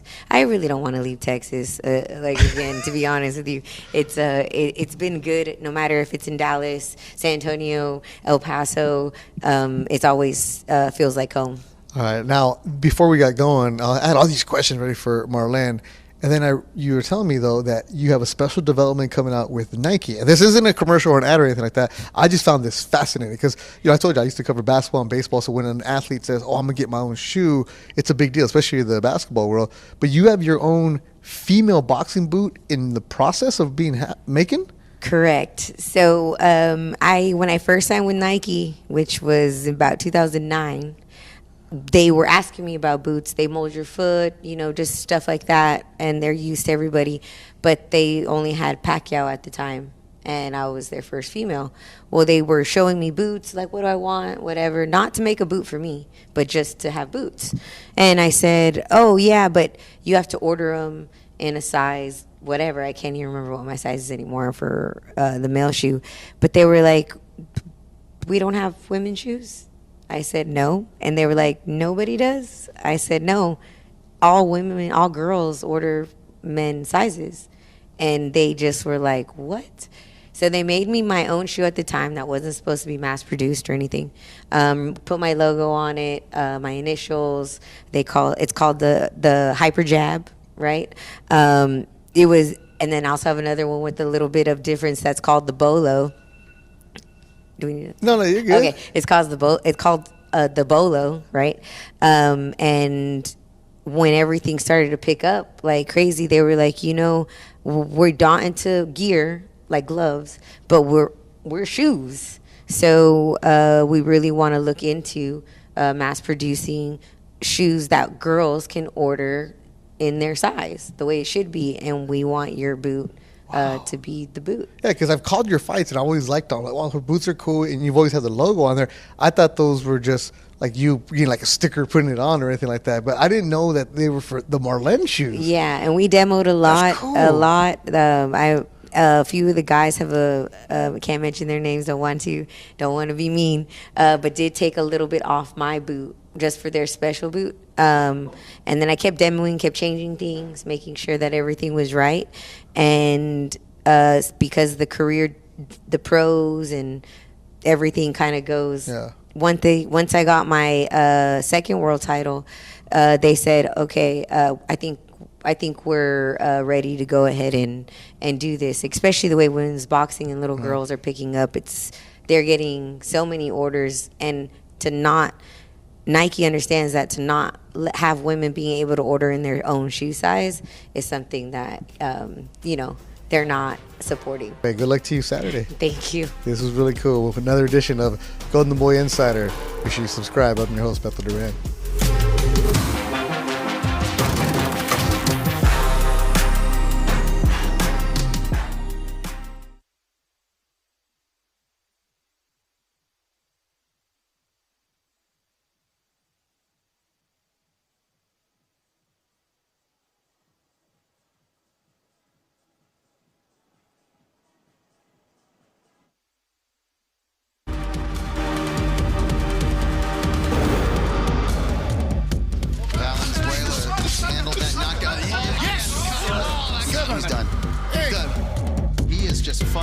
watch.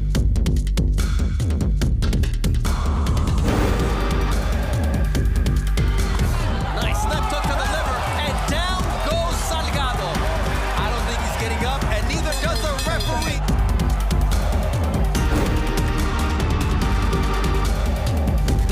Big right hand to the top of the head, and down goes Evandro Caballero.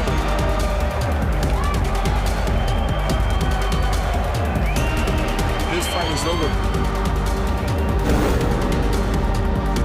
To the body and upstairs. Oh, and he drops Ramirez early in the first. Right hand.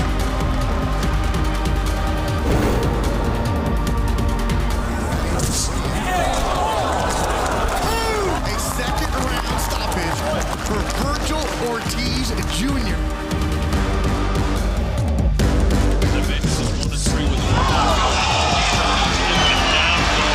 Hernandez. Perfect right hand, end of the fight. See the eyes, and there he goes down. And that was a jab A stiff one, huh? Right, it caught Garcia coming straight in. And I don't know if he's getting up from that one. Like both guys are double formature. Oh, right hand drops Rodas. Oh, huge right hand from the 18-year-old Virgil Ortiz early on in his pro debut.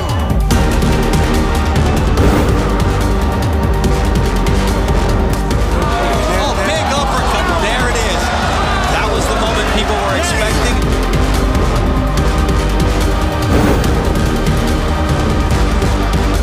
Another right hand. No, Guerrero's out. Guerrero's out. It's over.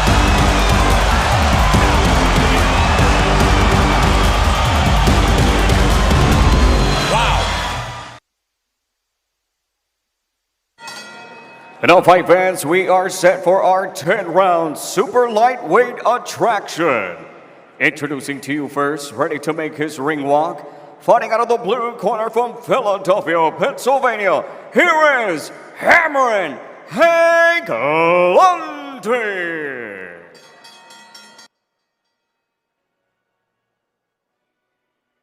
All right, the given name, Henry. That's the given name. Everybody knows him as Hammering Hank Lundy. Coming out of Philadelphia, PA, 38 years old. Feeling into some type of way. He's in the zone. Got that smile on the face. He's walking in very, very confident.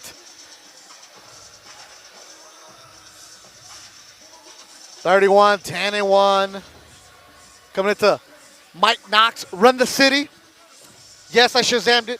I'm not even going to pretend like I know it. I love just the entrance these guys come into. Or act like you know the lyrics. You know what? When you have a teenager, you got to pretend like you know what the song it is, right? Yeah, I know that. You don't want to be the old man in there. Hey, but Hammering Hank Lundy, don't sleep. He's always dangerous if he's in the right mindset.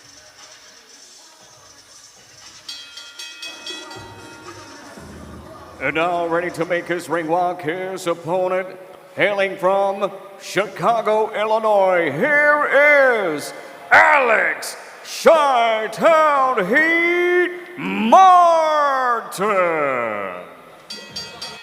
Hey, Chi-Town Heat, Alex Martin.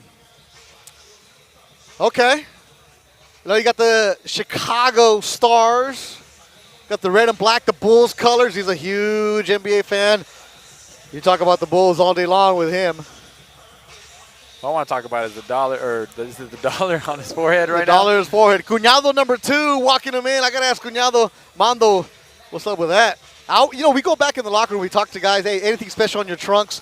Now I got to start asking, are you wearing a mask when you come out? Are you going to have any kind of money on your face when you come out the next time I talk to Alex Martin? Coming into number 1 by Nelly. That's probably why. Yeah. Haven't heard a Nelly entrance in a while. Okay. Haven't heard a Nelly song in a while. 33-year-old Alex Martin. Hey, Bobby. And now, boxing fans, we are set for our next preliminary bout of the evening, and it's live on Golden Boy Fight Night on YouTube. This next contest is scheduled for 10 rounds in the super lightweight division. And it's presented to you by Oscar de la Hoya's Golden Boy Promotions. Your three judges scoring this contest at ringside are Robert Chapa, Hector Gonzalez, and David Iakabuchi. And our referee in charge at the sound of the bell, Lawrence Cole. Introducing to you first tonight, fighting out of the blue corner, standing with Aaron Ford, wearing black with silver. He officially weighed in 138.4 pounds. His professional record consists of 42 bouts, 31 victories, 14 wins, coming to you by way of knockout, 10 defeats with 1 draw. Introducing to you the former multi-time title holder, hailing from the city of brotherly love, Philadelphia, Pennsylvania, here is Hammering Hank Lundy. And across the ring, fighting out of the red corner, standing with trainer Joe Zagarino, tonight wearing black trimmed with red and green. He officially weighed in 140 pounds. Tonight he steps into this contest with an outstanding record of 21 bouts, 17 victories, 6 wins, coming to by way of knockout, and only 4 defeats. Here is the former WBC Continental America's super lightweight champion, and tonight dedicating his fight to the memory of his brother William Martin. Here from Chicago, Illinois, Alex Chi-Town Heat Martin.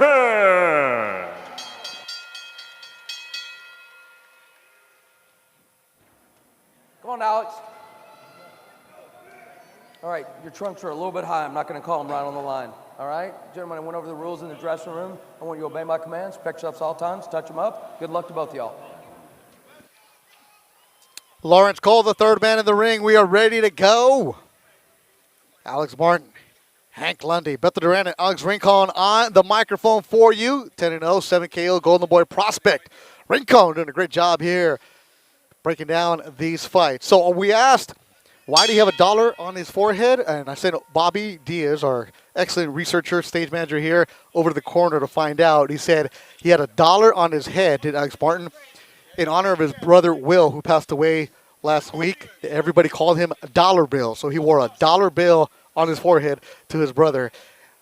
Alex Martin fighting with a heavy heart. A week ago, his brother passed away. He was Will was his biggest fan / critic, who, as he said, kept it 100. They'd argue with each other all the time. So he's fighting with a heavy heart today. But he said this is boxing. That this is what you have to do, that his brother would tell him, you got to go. His brother suffered from seizures at the age of 30. So condolences to the Martin family in Chicago, as your son is now fighting as a southpaw here against Hank Lundy. And Alex Martin, his life and career has changed over the last couple of years. A few years ago, he took on Golden Boy prospect El Matador Hernandez, who was undefeated from Chihuahua, and beat him. He was the B-side. Changed it up, turned it around. Roberto Diaz brought him back again, and now he's fighting on the A-side as Golden Boy shows. He recently fought Michael Mckinson on a couple of days' notice, and Martin goes down as Hank Lundy, trying to change his career around, drops Alex Martin here in the first. He's got to be careful with those overhands that Lundy just landed. His Philly shell, that's what I don't really like about the Philly shell. It exposes those over the hand shots. If you don't know how to work it right, it's a dangerous position to be, especially against same stances. Lundy's bringing that left hand over the top. He dips down, and he's dipping down into the fire of that overhand by Lundy. I said in the opening, Hank Lundy could be dangerous if he's in the right mindset. He looks like he's got the right mindset. These two camps were jawing back and forth at each other at early licensing on Thursday. Left hand landed by Alex Martin. So good opening round here. And I don't necessarily see Martin landing shots that could potentially put out Lundy in that fashion. I could be wrong, but with the knockout ratio that he has on his record, he's in a sting, Lundy, but I don't see him putting him out like that. But he's doing a good job of keeping that jab out and landing that left hand. He just has to be very careful on defense when it comes to dipping down into that line of fire of that overhand. And to touch on what you said earlier, Beto, I've been in the ring a week and a half, almost 2 weeks after losing my coach, Boogaloo, rest in peace to Bernard Roach. It's a tough thing to be in there. Your mind, me, and my own experience, I don't necessarily think of that, but losing a brother, losing a sibling, someone that's actually blood related, it's something that's could be lingering in your head, and without a doubt, without a doubt. Yeah, I mean, you that's something that's hard. So you got to commend Alex Martin for that coming into this fight, facing a tough opponent. It'd be one thing like you're coming in facing someone that's you just lost. You lost someone that you loved, and you come in with someone who just came here to lose. Lundy is game. He dropped Martin in this first round, and it's a dangerous fighter.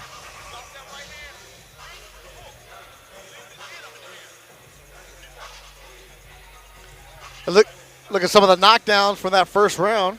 Beautiful overhand by Lundy. That caught Martin, kind of shook him up a little bit, threw some more shots to kind of knock him off balance. Didn't necessarily touch him, but it grazed him, but enough for a knockdown. And this is what I'm saying, Beto. He's a little off balance, leaning on that back leg. If your legs aren't, you don't have your legs under you, and you start to lean on that back leg, you're going to fall down. And this is that beautiful left hand by Martin that he needs to continuously throw. Set it up with that jab, throw that left hand down the middle, and just box. That's Alex Martin. I was just mentioning his career changed when he took care of Luis Hernandez in 2021. But his last fight was against Michael Mckinson in March at the Galen Center. He went up 2 weight classes. He got called on 2 days' notice. He took the fight, saved the card. That was when Vergil Ortiz was then able to fight in the main event. And here he is back at his normal weight, 140. And I was actually on that card, Beto. Martin looked good. He stood his ground. For someone coming in almost in a day's notice, I was actually there when the things were going on with the calls and figuring out who needs to come up and take this fight. And Martin did it. They flew him in from Chicago, and he came, he fought, and he stood his ground, and he looked good. You have nothing to lose at that point. You come in, you move up in weight. Whenever Mckinson is fighting someone like Vergil Ortiz, he did his job. And Hank Lundy with Aaron Ford, Danny Davis in his corner. Dominic Walton goes back to orthodox. He's in the black trunks. Lost his last 2 fights. He was stopped by Robbie Davies in Liverpool in 2021, and then he lost to Chon Cepeda in earlier part of that year. A Philly fighter, extreme. Lost to Bud Crawford, who got knocked out by him back in 2016. I mean, you look at who Hank fought, Thomas Delorme, Mauricio Herrera, Victor Posto, Ray Beltran. A man who turned pro in 2006, Hank Lundy. Fought all over the East Coast, Providence, Nantucket, the National Guard Armory in Philadelphia. Good left hand by Martin right at the belt line. And, of course, if you're going to mention anybody from Philly, if you're going to fight your way out, you've been to the Blue Horizon. Legendary Blue Horizon in Philadelphia. Shout out to Raging Babe. Right now, Beto, they're trying to do the battle of that front foot right now. Southpaw with the right-hander. Lundy's trying to get that foot on the outside, and he's looking for that right hand. Martin needs to circle a little bit more to his right side. Lundy's right now, he's in control of moving Martin into that right side, moving him to that right hand, which he wants to land. He's looking for. He's just being patient. He's looking for the opening. Martin needs to keep that jab out. Also, Charles Smith watching us, Real Kronk Gym. Emmanuel Stewart Stewart Champions of Tomorrow Foundation. Checking in. These are the veterans going at it. Which way is their career going to go as the second round winds down? Ooh. Schedule for 10 here. Got to be careful with that head, but opposite stance is rushing in.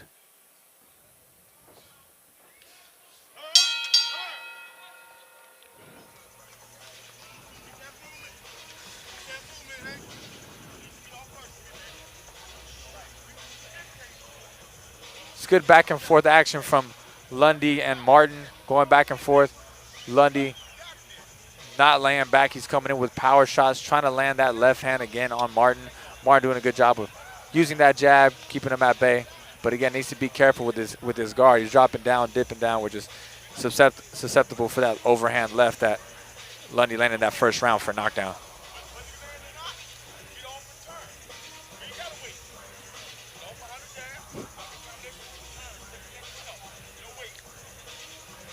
We're here pretty close to the corner of Lundy. His coach telling him, don't wait, apply pressure combinations, and to turn Alex Martin.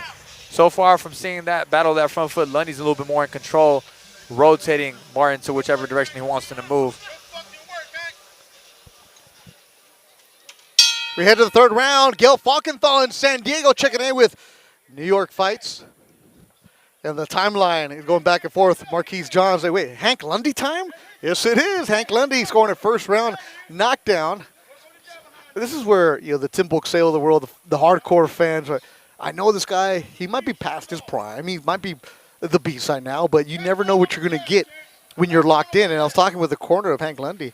They were telling me, you know, his last few fights, no secret that he took fights that he shouldn't have taken without a real camp. For this one, had enough time, had enough notice, had enough rest, had enough break, that when you're locked in and you have a camp, instead of, oh, I got 2 weeks, okay, I'll do it. Different story, isn't it? And you can definitely tell. You see it with his performance right now. He's sharp. He's looking back. He's very twitchy right now. And with that first round knockdown, definitely impressed with the knockdown. Martin, the A-side fighter in this fight, with that overhand left. And Martin landing a good left hand of his own on Lundy. A little too relaxed, dropping his hands. And sometimes that's what it takes, Beto. Sometimes if someone just relaxes just 1 second, that one punch can change the fight.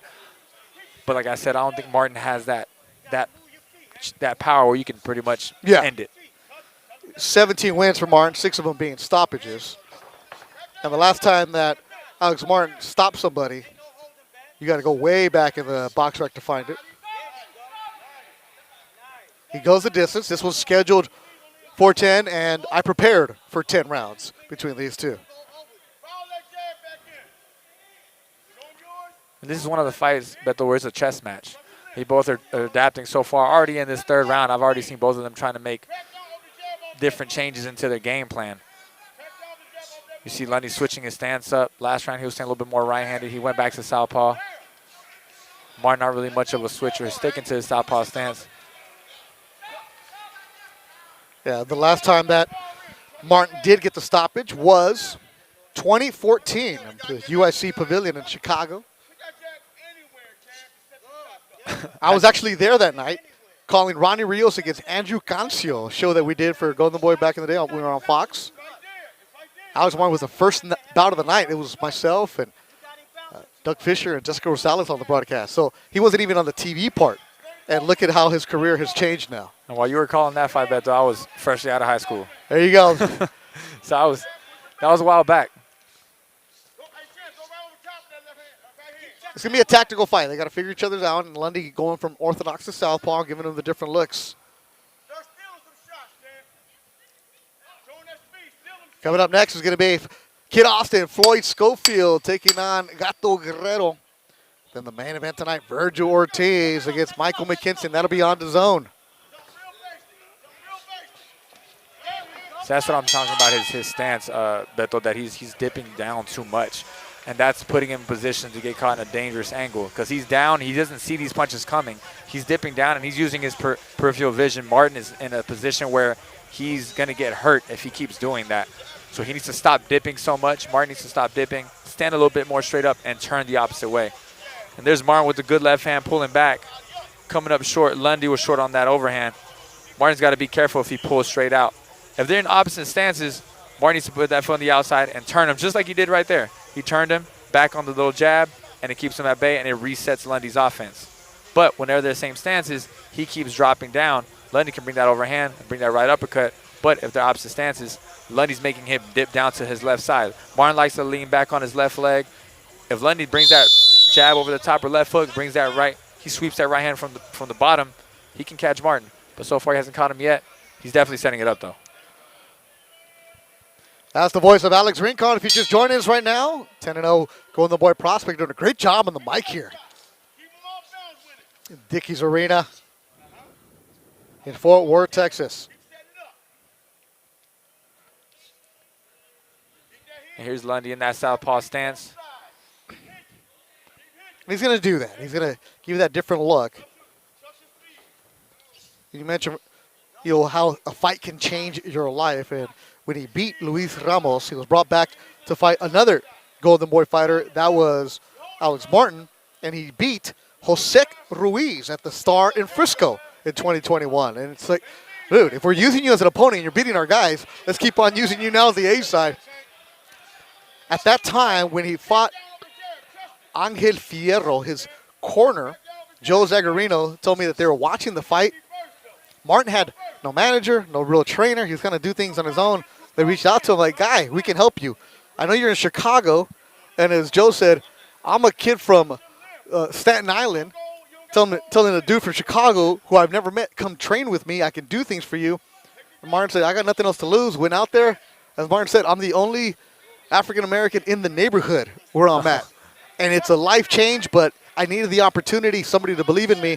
And here he is now on the A side, but he's in tough against Hank Lundy. Fighting with a heavy heart with his passing of his late brother, Will. But once you're in the ring, though, you got to lock in. You have to lock in. That adrenaline kicks in, and it should, most of the time, it'll leave your mind, and that being you have someone in front of you trying to knock your head off. So it's going to come out of your head every now and then. That thought might linger. Good left hand by Martin, backing up Lundy to the corner, but Lundy's determined, coming forward, applying that pressure. And it'd be fair to say that he doesn't necessarily feel Martin's power. He keeps walking forward with his hands down. And I think that's throwing off Alex Martin. Whenever someone has their hands down and it's a little flashy with their movement, it's tough to predict. The shot might come from the bottom, might come up from around, so you don't necessarily want to risk or gamble with your offense because Martin's being a little cautious. He doesn't want to get countered. But he's doing a good job of moving around this round.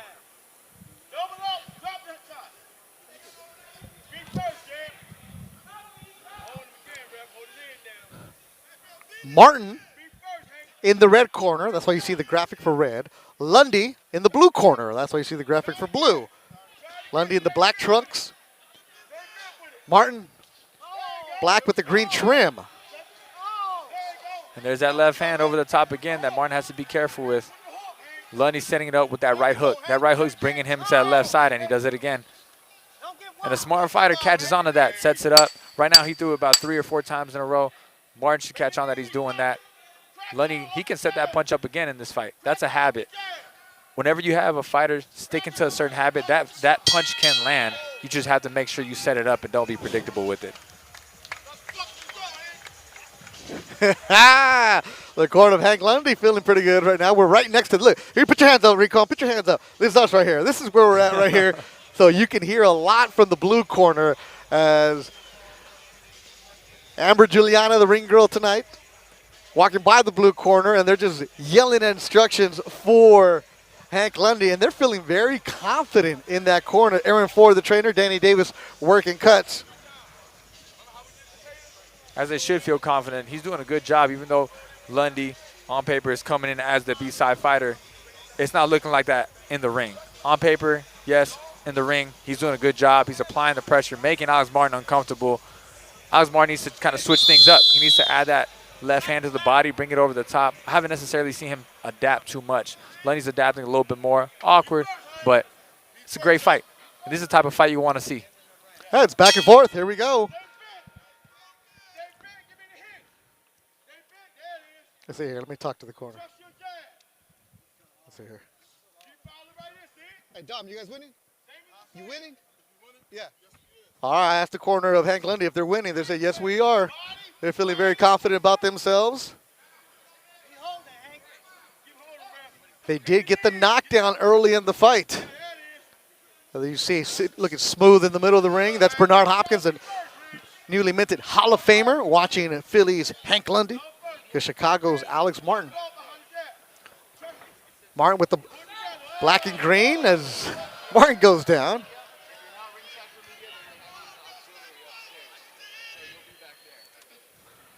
Lundy looking at him, the scowl. Lundy's face not real happy with that tackle, but that wasn't necessarily a tackle. Martin kind of dipped in a little low, tripped over his feet. Off balance. Hank Lundy, a little smirk on his face. He's seen everything at the age of 38. Back and forth. He knows what's going on. And a guy like Lundy comes in as a B-side, but when you let them hanging around, a veteran who has seen so many things, as Lawrence Cole is talking to them. Got fighters like him, let him hang around. The confidence build more and more. Next thing you know, you're down big. Yeah, and that confidence built, and it obviously helped him in that first round. That first round knockdown coming as B-side. He's like, hey, look, you know what? I'm in this fight. First round knockdown, caught with a good shot, hurt Martin.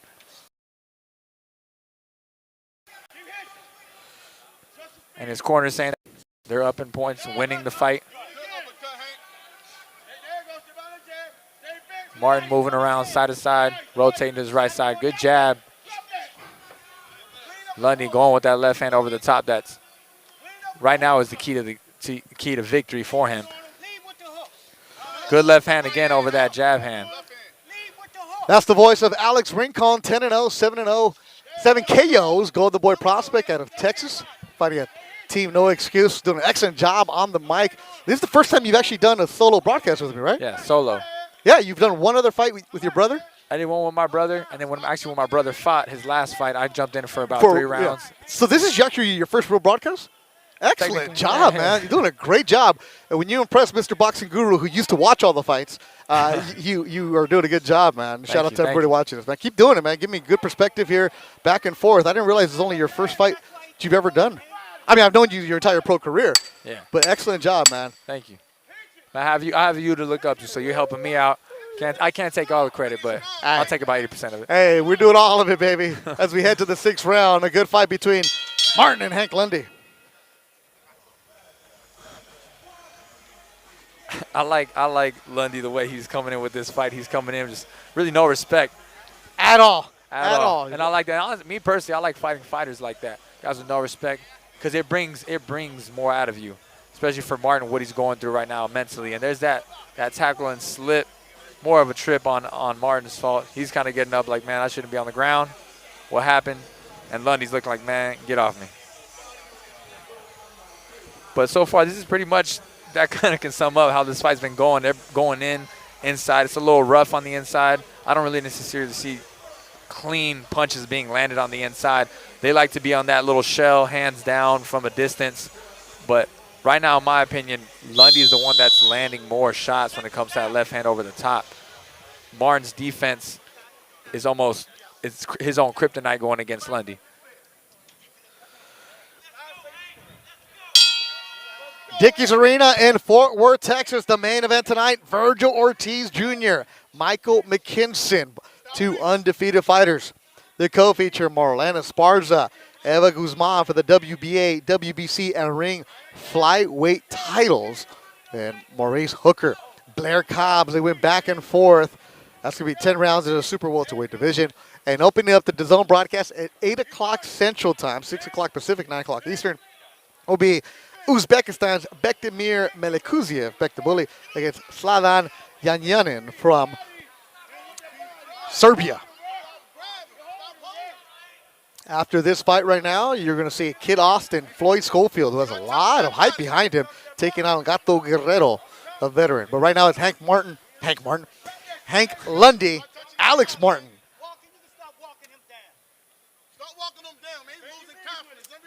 The corner of Hank Lundy, I don't know if you guys heard this, they start walking him down. He's losing confidence. And if you look at the face of Lundy, that is a confident dude, Alex Rincon. Yeah, he's got that mean face right now. He's staring his opponent down, and he's looking for openings. Lundy's been applying the pressure the whole fight, and to me, he's the one landing the bigger shots. Like I said, Martin's defense is pretty much shooting himself in the foot with the way he dips down. His jab has been pretty effective, but there's nothing really behind it besides that left straight. We haven't seen enough from Martin's offense, but Lundy is the one that's, right now, in my opinion, should be convincing the judges.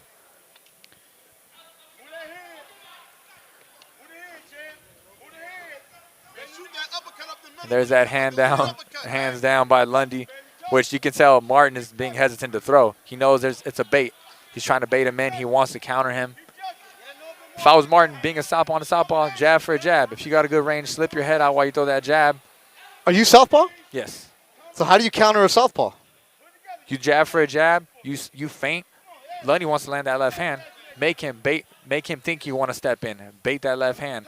But if you got to stand straight for that, Martin is dipping over to his left side whenever Lundy brings that left hand over the top, he's going to go over and down to his right. His right is Martin's left. Martin's dipping down that way, and that's why he's getting caught with so many left hands. So in my opinion, I think Lundy should stay southpaw the whole fight because that's the punch that's landing the most.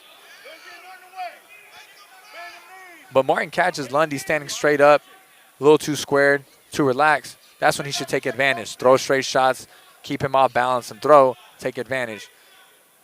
Because right now, Martin being defensive isn't doing him a good job. It's not getting the rounds, in my opinion.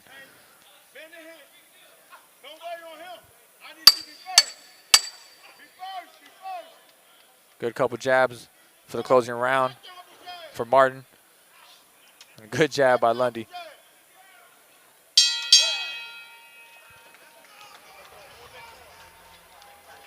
And these type of rounds, Beto, are a little difficult for judges to score just because you don't see a lot of clean shots being landed. They come on the inside. They're throwing shots. They're not flush behind the head shots. They clinch. On the outside, you get some jabs by Martin. You get some left hands over the top by Lundy.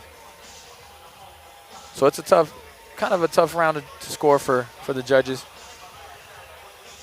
Martin trying to keep that jab out, and there's that dip I'm telling you about, Beto. That left hand, that's what's been pretty much killing Martin. It's affecting him. He's dipping into that left side.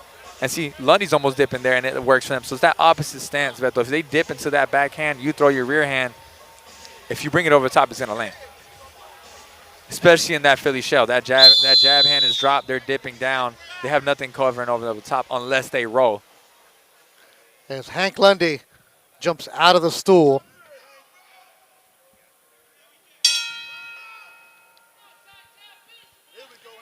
Hank tweeted this morning, "What a blessing to do what I love. All the hard work we're shown tonight.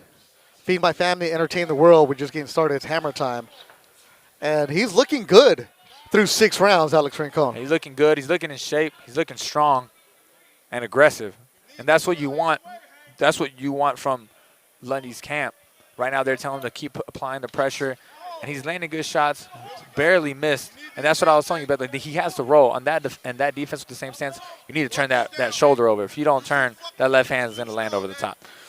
All right, 4-year-old Hank Jr. celebrating a birthday this week, and his father wanted to make sure we got the shout out in. So happy birthday to you, young man. As Martin and Lundy going back and forth. Lundy's patch on the trunk's falling off. As he said the tweet, all gas, no brakes, so no stitching on that trunk. Right. Hanging on by a thread, literally. And he picks him up. Yeah. Put that little flex on him. It's been that kind of fight. It's been that kind of fight. So, yeah, I drink my milk. I'll pick you up. And it's funny because some of these fighters, I don't know, they think that's like, oh, yeah, I'm tough. I can pick you up. Well, you just drained your legs a little bit, buddy. So if you want, pick me up all day. That's fine with me. And then he's bouncing around the middle of the ring. Bounce around the Hennessy logo.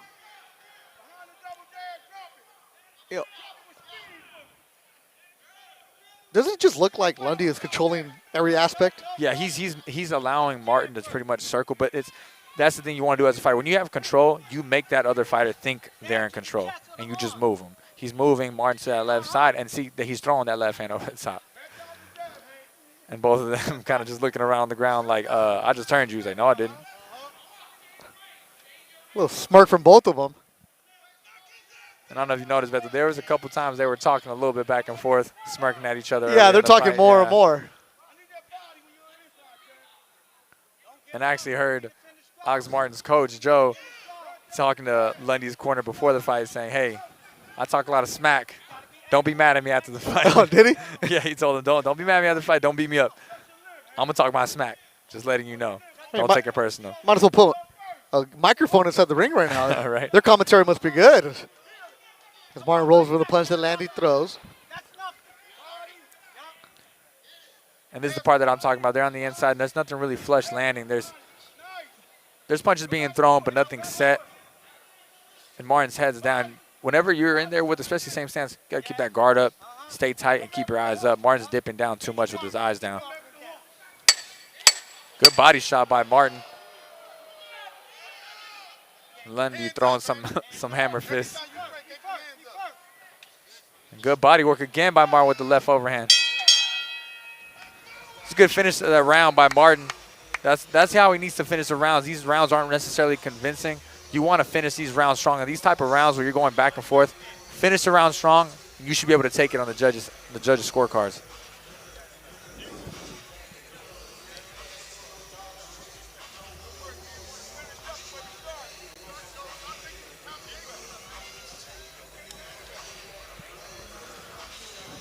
And so far, good fight. Seeing a lot of action back and forth. A little sloppy and a little squat pickup by Lundy and gives Martin a little flex like, nah, you're a little too light for me. And Martin throwing a good jab, right hook, and pivoting out. He rolled on that one, but he didn't know his distance there. You got to make sure you're in range, out of range whenever Lundy's throwing that left hand. Tell you, as you move on in your boxing career, how old are you? 27. You're 27. And, you know, you started your career a little bit later because you were hoping to go farther along in the amateur ranks. And you turned pro, then, of course, the COVID years stopped it and back and forth. And here you are now. But you've been around the gyms, whether it's here in Texas or in Team No Excuse in D.C. where you're at, or, you know, India where you did a camp one time also. The veteran fighters, you learn so much from them. But a guy like Hank Lundy, knowing that, hey, if I come in and I, as the B-side, put on a show, there's potentially another payday because these young fighters need somebody to fight that has a name for you. And right now, Hank Lundy could easily be changing things around for himself. Absolutely, especially promoters and matchmakers, when they see someone with a name like Lundy who's fought and who's been in the ring with Terrence Crawford, fighters of that stature, it's good for them because they show like, hey, you know what, this guy's he's not necessarily done. He still has a little bit more pep in his step. He still has that twitch. He's still hungry, and that's good for Lundy. He's showing that he's still game. He's bringing a lot of resistance to Martin's game plan. And like you said, this is something that can keep going for Lundy, and who knows, he might get the win here, an upset win over Martin. It's you have the boxing fans, the hardcore fans. They some people like, oh, I see a couple of tweets like, oh, Hank Lundy's fighting. Why? And it's like, oh, hey, Hank Lundy's looking good right now because when you're dedicated and locked in, it's a different world. And you know this. You've been around fighters where you know when a guy's there as a name to collect a check, and when a guy's in there, is motivated. Yeah. You have those people, they call them the cab drivers, the guy who's just the opponent, the guy who will come up, he'll make weight, he'll try to give you that fight, but he's just an opponent. And then there's the guys that are here to fight. Their record might not be great, but styles make fights. A guy might come in here and his style might affect you. And right now I think Martin, in my opinion, is the better fighter, but tonight Lundy's style is affecting Martin. Matt Ramirez Sr. in La Mirada says a tweet, Hank Lundy, and then he has a gif of the barbershop scene in Coming to America. You know, it's like you have the hardcore fans like Boxing Vitals are talking about it, and it's like, wait a minute. If you're still there, you can do something. Is he going to be a world champion? No. But can he make it difficult for a young prospect who sleeps? Absolutely. When you're locked in. And that's something that is great for those type of fighters. For example, when Rosado stopped Beck, that allowed him to create a bigger opportunity and get another big fight. Yeah, and he's going to fight on the Canelo card. So there you go. So like, that's proof. Perfect example. A guy like Gabe Rosado, ugly record. Hart puts on a show, you get fights. Absolutely. He lost to Shane Mosley. Didn't look good in San Antonio, but he's on the Canelo card fighting another up-and-comer because you just never know. You want to. It's the sport of boxing and talking to matchmakers, and they tell you, yeah, eventually you're going to have to fight the guys who have a name, but don't pose a threat for you. But don't sleep. Exactly. Don't Because sleep. if you do, they will be a threat.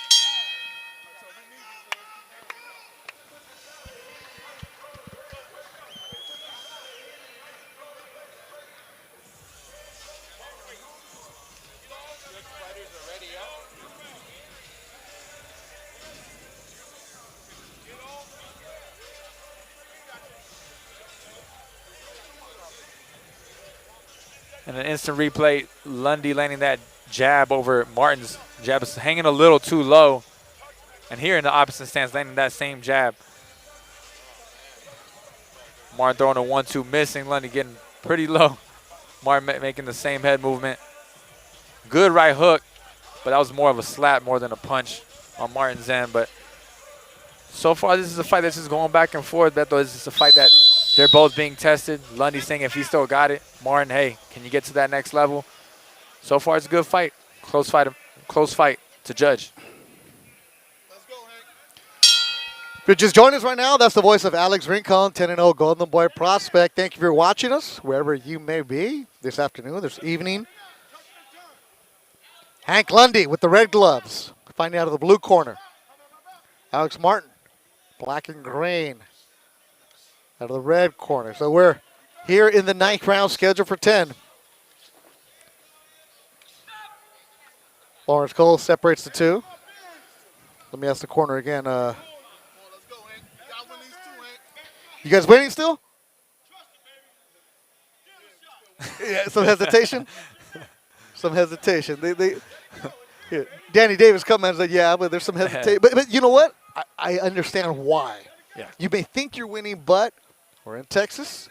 Neither fighter is from Texas. You don't know which way it's going. You never know what a judge might favor. Exactly. So you gotta, as they said in the corner, you gotta get these next two. I like that instruction because don't matter that you knocked him down early. Exactly. Don't rest on your laurels. And you can't depend on that knockdown to get you the win. Like you said, they're both not from here. There's no biased judge off of the, oh, he's here in his hometown. It's tough. It's tough to judge, like I said, and it depends on what they prefer. Do they like the guy that boxes? Do they like the guy that moves, is more defensive? Do they like the guy that applies pressure even though he's not landing a lot of clean shots? Lundy is landing his punches. He's applying the pressure. Martin is being a little slippery at times, but again, it's all on the judge's preference. Couple jabs with Martin. Throwing him at Lundy to get him off his rhythm. And whenever Lundy, you can tell Lundy, whenever he's leaning forward, he's looking for a shot. He's looking for a big shot. Him in that southpaw stance, you know he's going to want to throw that left hand over the top. He's loading it up right now. And there he pulls it right there. But Martin sees it coming. He just needs to keep that jab to keep him at bay, keep that distance. When you use that jab, range is the most important thing in boxing. Keep him away, keep your distance, and see everything.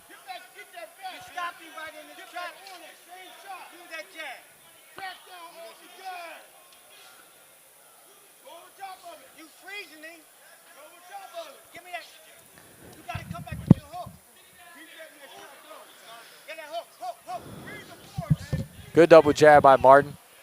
And he needs to double that jab up some more, add a couple. There it is again. He needs to just keep doubling up that jab. Lundy wants to respond off of one. If you throw that second one, a couple shots, Lundy's not going to feel comfortable to counter right away. But Martin is doing this a little too late, one round before the last round. Step it up. Step it up. It's been Hank Lundy, in my eyes, controlling this fight as we head to the 10th and final.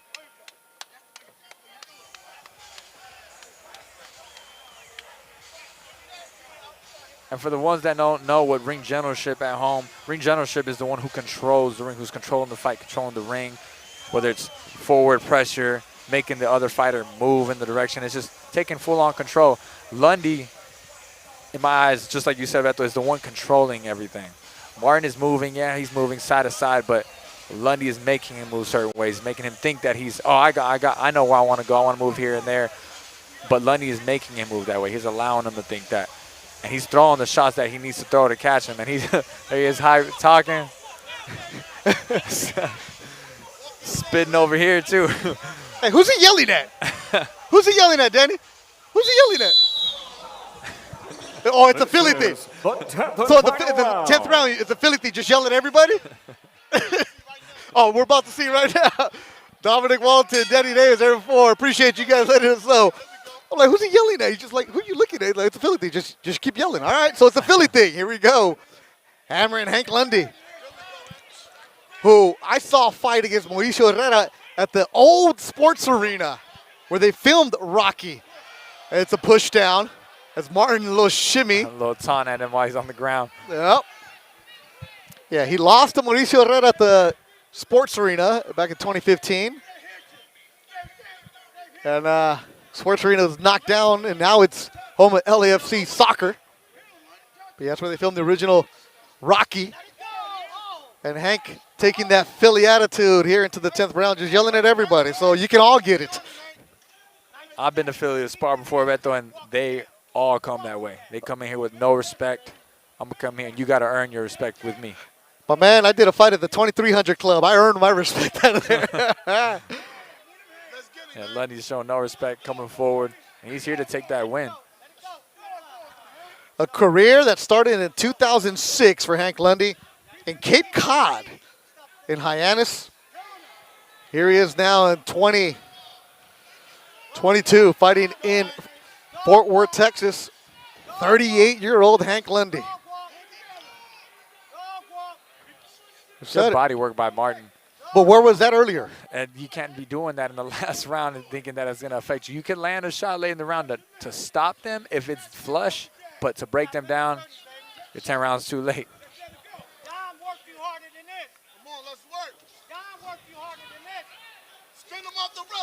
And I like what I'm seeing out of both of them. They're both coming out knowing that this is a close fight. They both know, and both corners sure are telling them, hey, this fight is close. You have to take this last round to win it. Early in the fight, Lundy dropped Martin. That was in the first.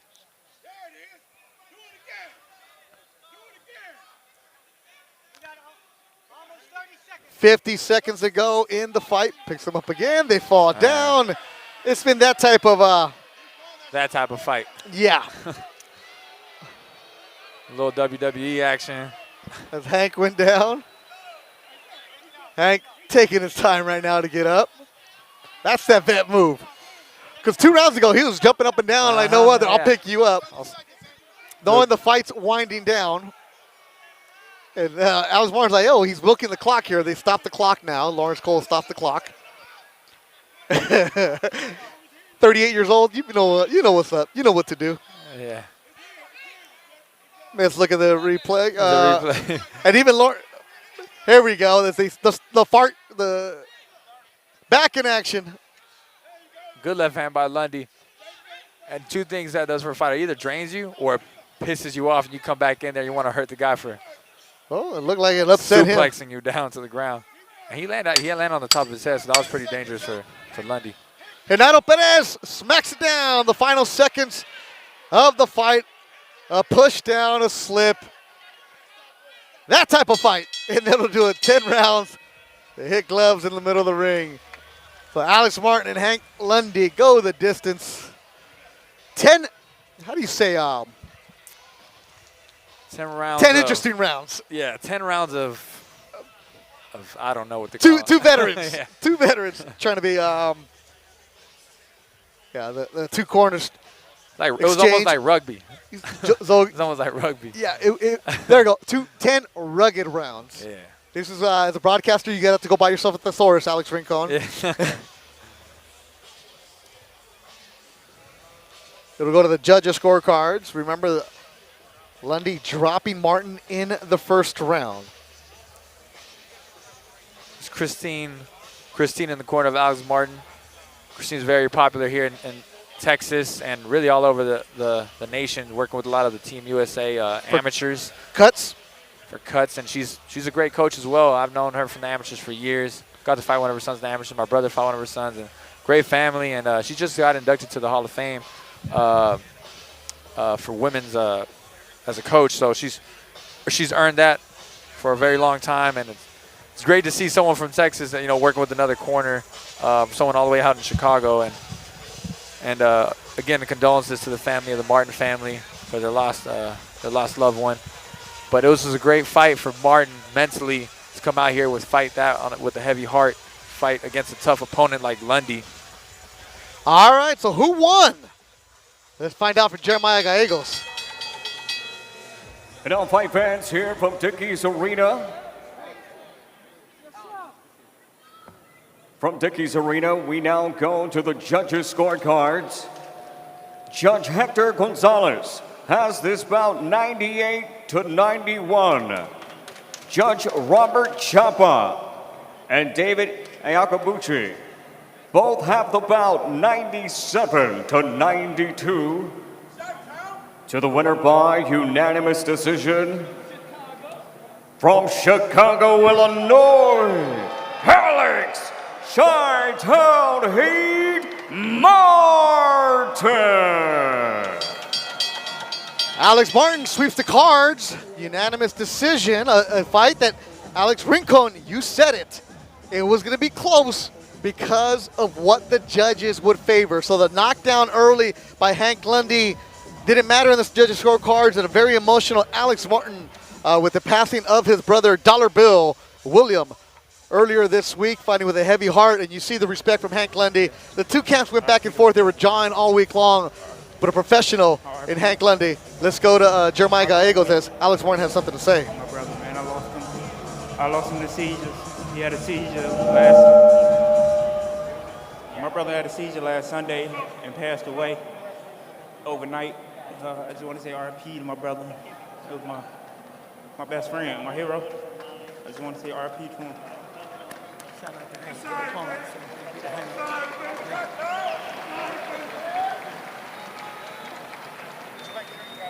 Thank you to Golden Boy for the opportunity. Thank you to Hank Lundy for the opportunity.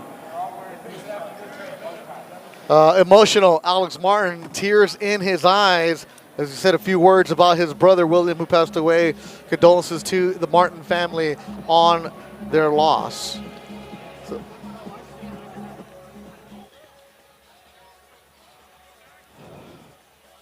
4 cards, 4 fights done on our card, 1 more to go.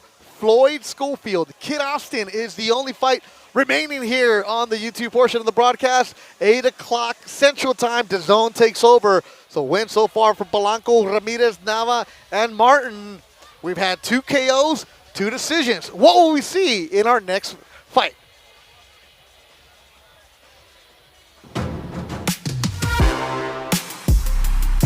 Welcome to the Golden Boy Insider. I'm your host, Bektemir Duran. I just asked him, like, what's your name? He's like, what?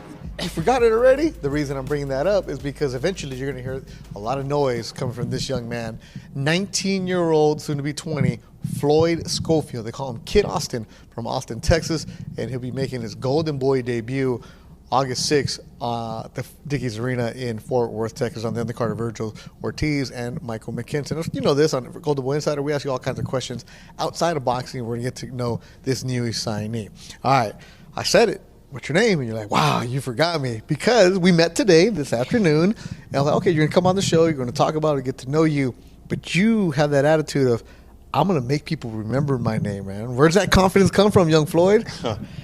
The confidence actually comes from, well, it wasn't always there, but it actually came from just being able to spar world champions. And after that, like, you know, seeing, you know, that I can hang with them, like, my whole aura changed. Like, I've just become a different person. See, I got to teach you how to do this stuff. This is the reason we have Golden Boy Insider, because he's over here, like, talking like this, and Larry, our audio guy, is like, hey, man, get the microphone. All right, so this is why we do these shows. He was part of the press conference today. Yes, get the microphone there. Hold the head a little higher. There you go. Right here? Right there. Yeah, but you're not rapping, right? You keep right here. You right there. That's good. Right there. There you go.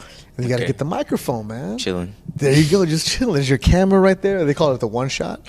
There you go. You're going to have to learn all this stuff. This is the stuff that Floyd Mayweather did, Canelo did, Oscar. They all went through this to learn it. And the next thing you know, people are like, damn, why are they so good in their interviews? Because they've been practicing. Just like how you spar and you practice, same exact thing. Nickname is? Kid Austin. Why?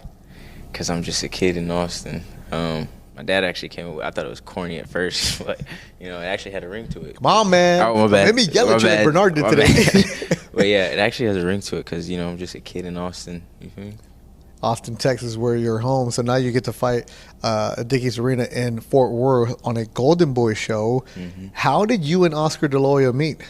He actually DM'd me. And, the last DM he sent was, if you let me manage you, I'll make you a superstar. And, you know, to read that as a 19-year-old, that shocked me. Like I said to everybody, I thought it was a fake account. I had to check the account like 3 times. And once I found out it was him, I was super excited. You still think it's fake? Oh, no. Like I said, I put on my Instagram, like, this is so surreal right now. Like, this is crazy.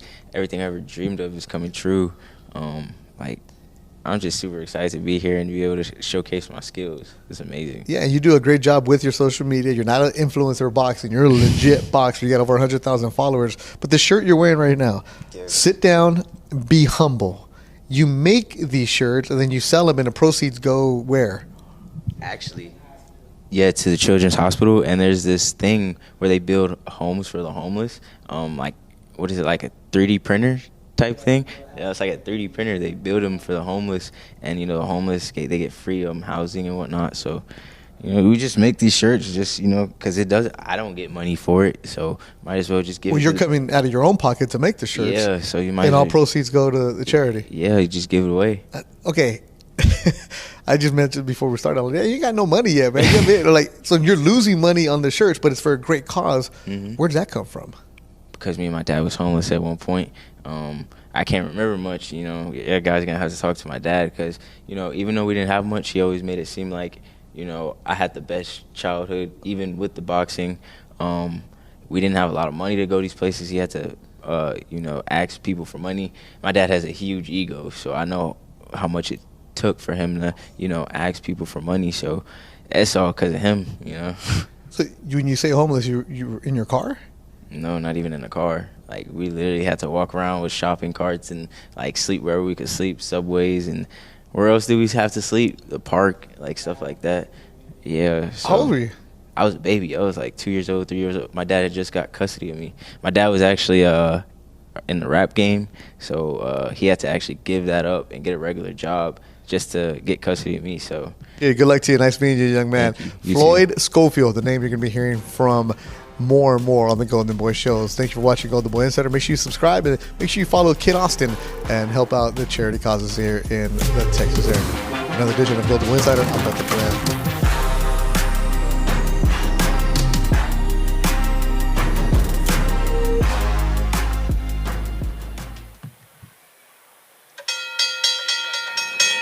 And now, boxing fans, we are set for our final preliminary attraction of the evening. 8 rounds in the lightweight division. Introducing to you first, ready to make his ring walk, from Mexico, here is Rodrigo El Gatito Guerrero. Oh, there you go. Cuñado number 2. And then you got Christian walking in, Gato Guerrero. Rodrigo's his nickname, his real name, but everybody calls him Gato. Our veteran from Ciudad de Mexico, 34 years old.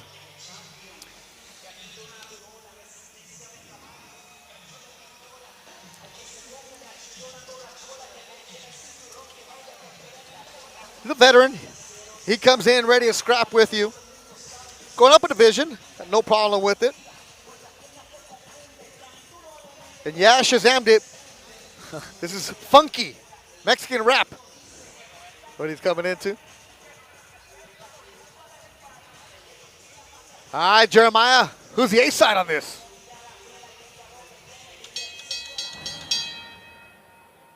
And now ready to make his ring walk, his opponent, fighting out of the red corner from Austin, Texas, Floyd Kid Austin Schofield.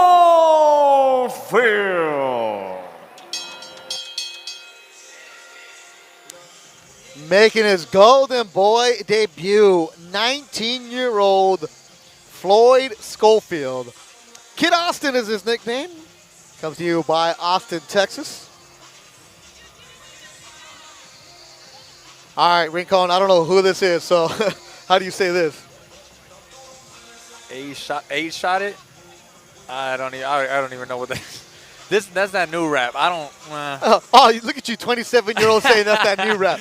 I sound like an old man, but hey, that is a new rap. All right, he's got a beat though, but this is a friend of his. A shot it. Bring it in, Floyd Schofield. And now, fight fans, we resume the action from inside Dickies Arena in Fort Worth, Texas. Live on Golden Boy Fight Night on YouTube. And it is presented to you by Oscar De La Hoya's Golden Boy Promotions and sponsored by Hennessy. Never stop, never settle. Odds for tonight's fights are brought to you by Bet Online and by Masculine. It's a mentality. Don't be a man, be the man. This next contest is scheduled for 8 rounds in the lightweight division. The 3 judges scoring this contest at ringside are Javier Alvarez, Robert Chapa, and Hector Gonzalez, and a referee in charge of the action at the sound of the bell, Ruben Perez. Introducing to you first tonight, fighting out of the blue corner, standing with trainer Hugo Partida. Wearing black with the colors of Mexico, he officially weighed in 134.6 pounds. In 42 bouts, his record consists of 26 victories, 16 wins coming to by way of knockout, 14 defeats with 2 draws. Desde la Ciudad de México, Mexico, here is Rodrigo El Gatito Guerrero. And across the ring stands his opponent, fighting out of the red corner, standing with trainer and father, Floyd Schofield Sr., and the legendary Ronnie Shields. Tonight wearing black with silver, he officially weighed in 133.8 pounds. Tonight he steps into this contest perfect. 10 bouts, 10 victories, 8 wins coming to you by way of knockout, no defeats. Introducing to you the multi-time lightweight champion, fighting out of the Alamo City, San Antonio, Texas, by way of the capital city of the Lone Star State, Austin, Texas. Here is the undefeated Floyd Kid Austin Schofield.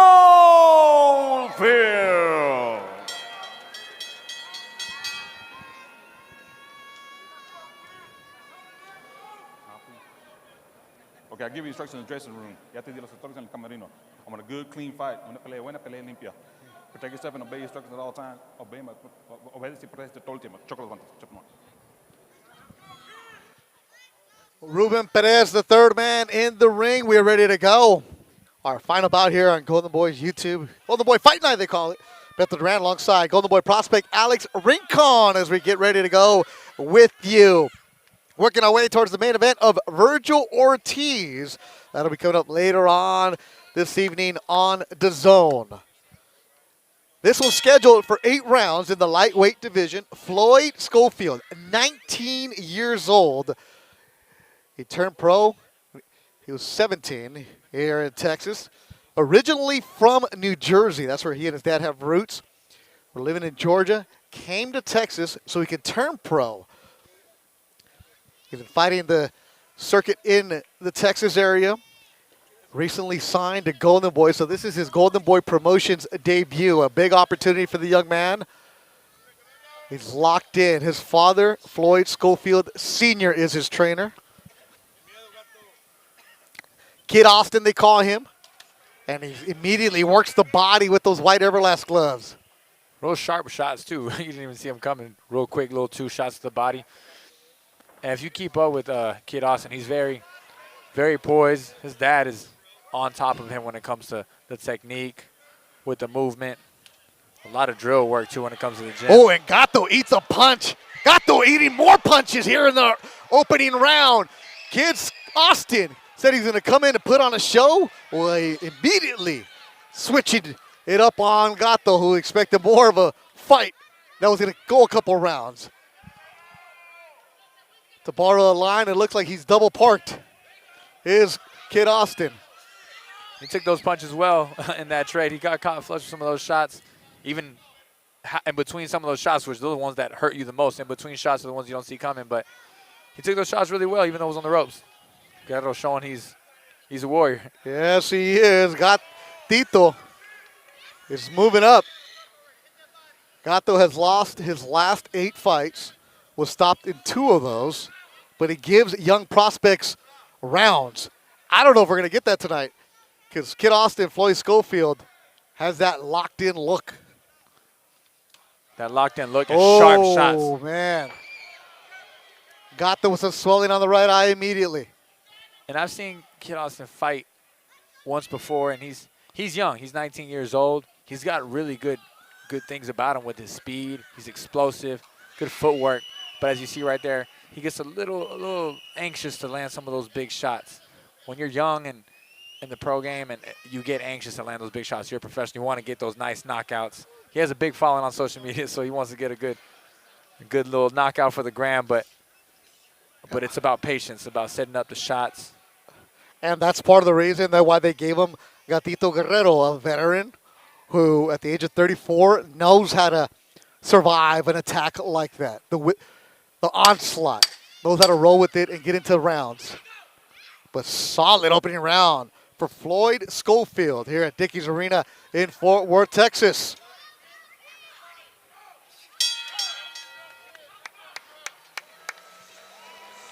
Good dominant round for Floyd, Kid Austin, Schofield. Good dominant round, combinations, flashy shots, and him working the body on Guerrero. And Guerrero's a little too slow there, but those are the shots I was telling you, Beto, in between shots, the shots that hurt you. So Guerrero showed that he has a chin and he can take Floyd's power so far, but in a fight where it starts to go to distance, your chin gets fatigued, your legs get fatigued, and you might get hurt when that happens again. But I'd like to see a little bit more of a jab set up by Floyd. He's going in with big shots. Guerrero's style is actually a pretty easy style to catch onto. He doesn't move around awkwardly. He doesn't bum rush you with his head. He's actually pretty stagnant. So Floyd needs to just throw that jab a little bit more, set up the shots, because he doesn't move with quick twitches, Guerrero does. He's balancing on his toes, but he just has a very stagnant style. Doesn't move side to side. He paws down a lot, which as a southpaw like Kid Austin standing right now, you can bring that right hand over the top, right hook or jab over his shoulder. Floyd Austin, his last 2 fights have ended via knockout. He had a 6-round stoppage in May and a first-round stoppage in February. Austin, born in 2003. Gatito Guerrero turned pro in 2005. So that's the difference between these two. As Gato has been used by Golden Boy recently to test their young prospects to see what they got. Fought Gregory Morales, a Texas fighter. Also Victor Morales. Also Joette Gonzalez over the years. And a name up there, Victor Chinian back in the day. So Schofield, stepping up in opposition competition-wise. Is Gato Guerrero a dangerous fighter who can probably knock him out? No. But he's going to make it ugly for you? That's the game plan for Gato Guerrero. So he said, I don't want to trade with him. I don't want to get into a firefight. I want to make him chase me and move around.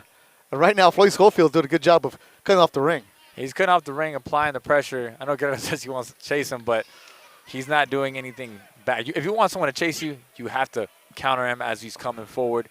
Make him cut off the ring to an angle and come back with a shot, but he's not doing anything offensive-wise to make Kid Austin pay for going forward. I asked Guerrero, like, what do you see? He said, está fuerte. Like, he's strong. And some of those body shots are starting to take a toll now. When Guerrero gets hit, he takes a deep breath. Guerrero in the blue corner. Schofield in the white. Schofield has strength. He has 10 wins, 8 knockouts. So he has strength. Good nice left hook. And that's what I'm talking about. Is it can be an easier fight. Let him walk into the punches. You don't have to necessarily chase him down. He's slower. He leans forward. Make him come in and counter. You know this, Alex Rincon. Some of those punches that Schofield has landed against other opposition, they've gone down. They would have gone down. They would have gone down, not gotten up, or gotten up and then got put to sleep. But this guy's tough. Guerrero's tough. He wants to go the distance. He doesn't want to be that opponent that stops and got stuck between the top he got ropes. stuck between the ropes. Trying to avoid a punch. That's the worst place to be at. Being on the ropes is one thing, but getting stuck on the ropes Yeah, it's not going to be between them. Yeah. Or even whenever you throw a punch wide and your arm gets caught on the ropes. See, this right here, that veteran savviness from Gatito Guerrero. Like, hold on, spin him around. Frustrate the 19-year-old. Nothing new. Gatito knows his role. He's such a vet, he takes out his own mouthpiece. Yeah. And like you said, he's doing a little veteran move to kind of frustrate Kid Austin. You can see the look in his face like, I want to put you out already. I think Kid Austin's a little surprised that he's going this far, but Guerrero's tough. Good little check hook, kind of behind the ear. Kid Austin coming with body shots, but he's, in my eyes, he's getting a little anxious. He's getting a little, I wouldn't say desperate, but he's just getting anxious. He wants to land a big shot already. He knows that he can hurt Guerrero, but he's trying a little too hard to land that big shot. He needs to let it come to him. That left hook that he landed towards the end of the round, he needs to just let Guerrero fall into those shots. Make the fight easier. Work smarter, not harder.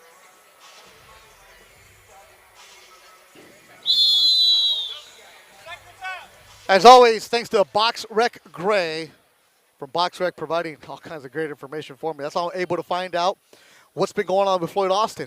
And you know what I found out? That Floyd Austin, because of BoxRec, his second pro fight was at the legendary Big Punch Arena in Tijuana, Mexico. Let me tell you something, Rincon. You haven't called the fight. You've called the fight from a bar stool at the Big Punch Arena. But that's where Floyd Schofield was at in his second fight, working his way now to a promotional contract with Golden Boy Promotions. 19 years old. He was telling me the story of how he met Oscar De La Hoya. At the age of 16, Oscar saw his Instagram where he was working out. Oscar DM'd him and said, hey, young man, continue to work at your craft. You have some potential. Keep on going in what you're doing. So they've exchanged DMs back and forth. He said, maybe one day we'll work together. And then last year, Oscar, who followed him on social media, they exchanged back and forth. Floyd was sending him videos of what he was doing and his fights, and they kept an eye on him. And here he is now on a Golden Boy show in Fort Worth, Texas. Over 100,000 followers on social media, on Instagram, does Floyd Schofield have. But it's not a influencer page. He's a boxer who's putting up boxing content all the time. He said it's mostly his father, Floyd Sr., who runs the page. Hey, understand the marketing of what you got to do. Yeah, people don't realize it's a business. It's a business in the pro game. It's not just about, oh, well, you have to bring a following. You got to sell tickets. You got to have people behind you. And Kid Austin does that. He has a big following, has a lot of reels of his drills in the gym and what he works on, and people love it. Yep. Got Ronnie Shields in his corner now. A little flashy uppercut. He tried to do like a little no-look uppercut whenever he missed it. Smiled a little bit, but Guerrero throwing some wide shots. Well, Alex, you know this better than anybody else. When you go and you sign as the head and snapping back of Guerrero, and you've been fighting in different shows that are smaller venues, and then you sign and you fight in a big venue on a Golden Boy show for you the first time. What was that like? The butterflies must be there. The butterflies are there. More, it's just about being anxious to fight. I feel like, in my opinion, going to a fight, big stage or not, it feels the same. When you're in there, it's so tunnel vision. The adrenaline is there. It's almost like a black curtain is around the ring. Yeah, but during the week, it's a little different because you have to do press conferences, you have to do interviews, you have to do everything else. Photo shoots. Yeah. All that. You're not trying to sell tickets anymore. Exactly. And then that's different. I feel like the buildup of the fight is the part that throws people off a little bit more. And that's actually a knockdown by Kid counted Austin. a knockdown as Gatito is complaining about that, puts his hands up. Okay, it happened right in front of us, but it's officially ruled a knockdown here in the third. No, it was a knockdown. It wasn't. What? Oh, he thinks the fight's the round's over. Oh, it was the finals. I did too. Oh, a little shot that made. Oh, a left from Gatito lands. So Floyd's getting hit a little bit. And he shouldn't really be getting hit. He has springy footwork. He comes out of his range really well. But again, I think it's just the youth, the experience that he needs to have a little bit more in the ring with these type of fighters. He's had opponents, but not necessarily an opponent like Guerrero to really test him and not pretty much stop. But he's throwing good shots to the body.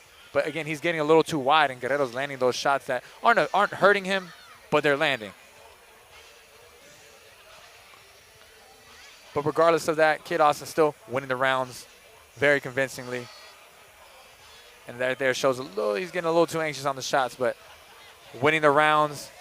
And I wouldn't necessarily see that as a knockdown. He missed. He touched the shoulder, but again, it's the ref, the angle he has and what he sees. And fortunately, that's a knockdown in Guerrero's eyes, but a good thing for Kid Austin. 19-year-old Floyd Kid Austin Schofield. His father is Floyd Sr. He's not named after Floyd Mayweather. Many people think that. He said it's a family name. His grandfather was named Floyd. His great-grandfather was named Floyd. But his father's the one who picked up the senior name, and there he goes. So he's a junior. But he's an interesting story because he said it's just him and his father. His father and his son, it's just them two, one back and forth. He said at the age of 2, Floyd Sr. gained custody of the young man we see in the ring.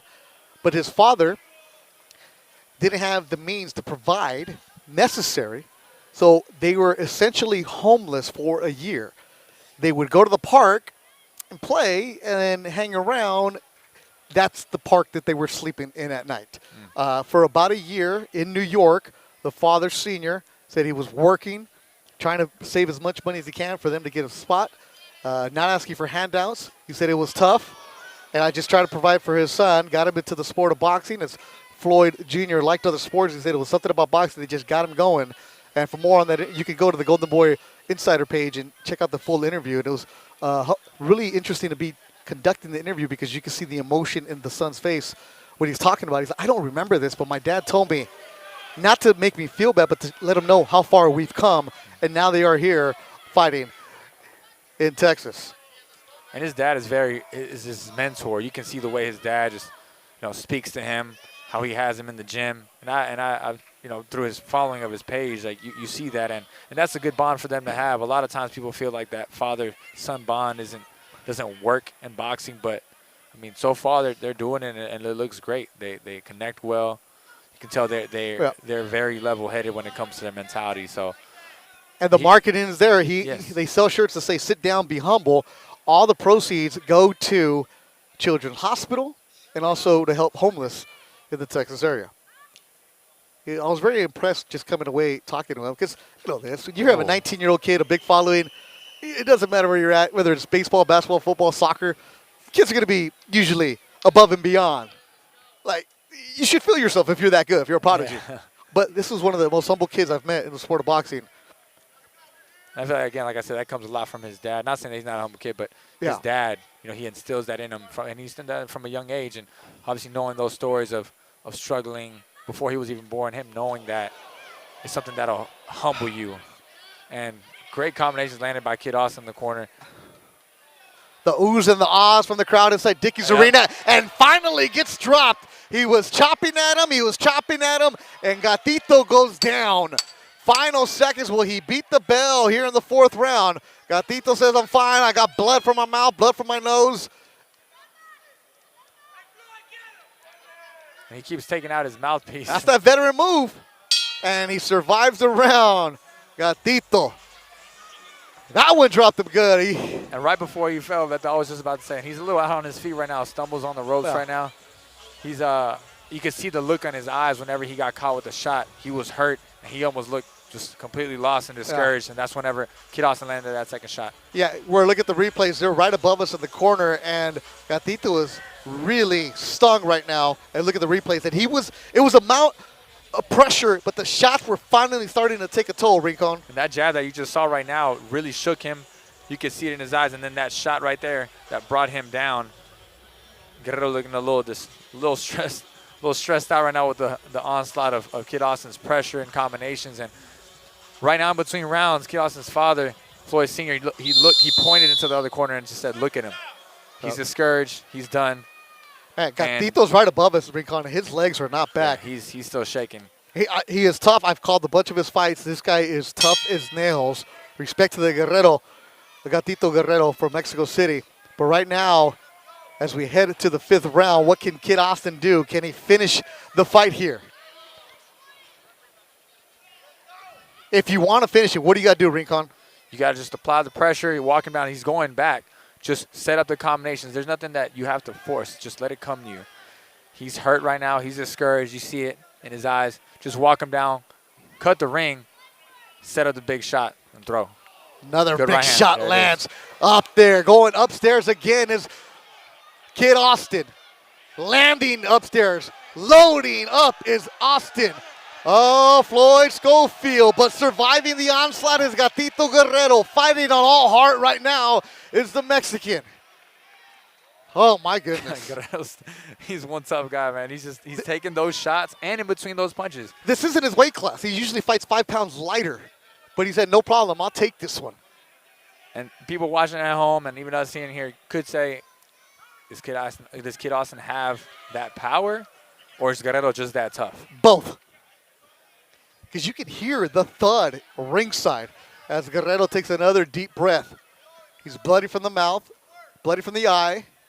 Gone down twice in this fight. But you're going to need to have a barrage of punches. This is where you learn something about yourself as you move up the ranks, right, Rincon? Yeah, definitely. And Kid Austin, I think he'll go back and watch this fight and really look at him being so anxious to land those big shots. You don't necessarily, with this opponent, you don't have to do anything flashy. You don't have to do anything crazy. Just box him, set up your offense with jabs, and land the big shots. That's all it takes. Well, you know this too. As he moves back, he got stung upstairs. These Mexican journeyman fighters, they can take a shot upstairs. It's the body you got to chop down. And the crowd is yelling, finish it. Gatito's not cooperating. He's not planning on leaving this fight. He wants to stick all the way through the round 8. He's got a tremendous amount of heart. Absolutely. Un Guerrero. Austin with the patience. Kid Austin nickname. Floyd Schofield. The black trunks controlling this fight. Snapping the jab.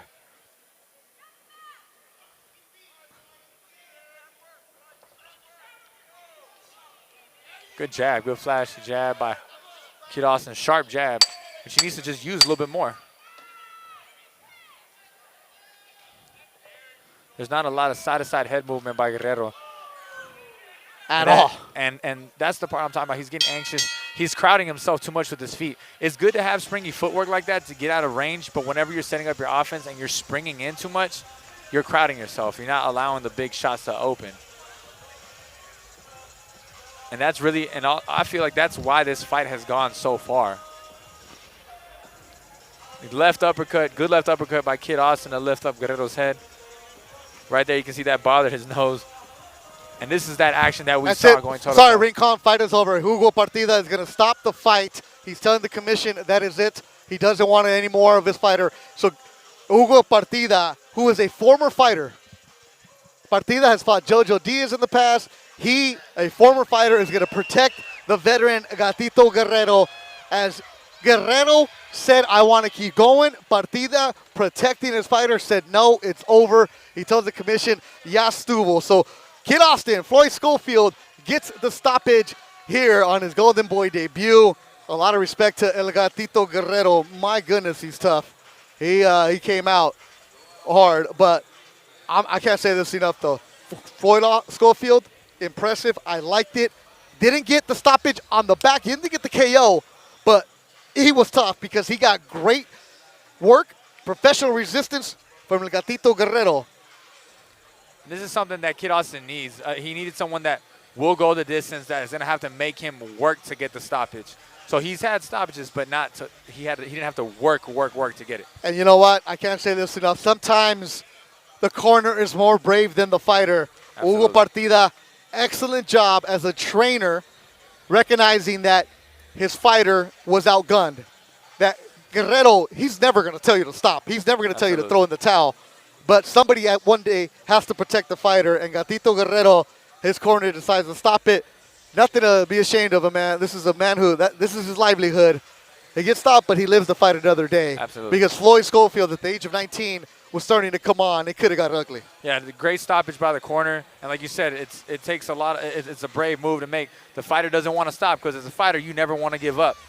And he wanted to keep going. But great stoppage by the corner, protecting his fighter, and that's exactly what they needed.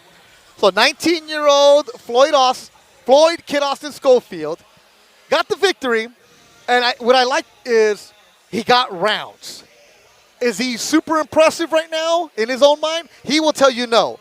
He did some good work. He did some good things. But at the age of 19, you still got the milk behind the ears, right? Absolutely. You got to work with him. And they're going to go back and watch this tape and realize they could have done things different. Yeah. Getting the rounds is very important, Alex Rincon. And there were great things he did, like that knockdown, was throwing combinations at the right time. But if you notice, he did that with a good distance. So he can definitely go back, watch this fight, learn from his mistakes, and keep growing in the things that he's doing right. But there's definitely something he can learn. Great performance, though, from Kid Austin. Jeremiah Gallegos is inside the ring. Ladies and gentlemen, here from Dickies Arena, Our referee, Ruben Perez, puts a halt to this contest as our fighter can no longer continue this bout.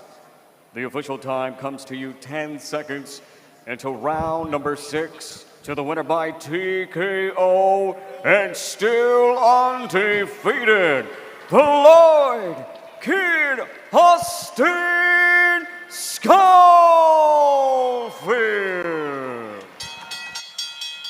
So Floyd Schofield improves to 11-0, his 9th stoppage.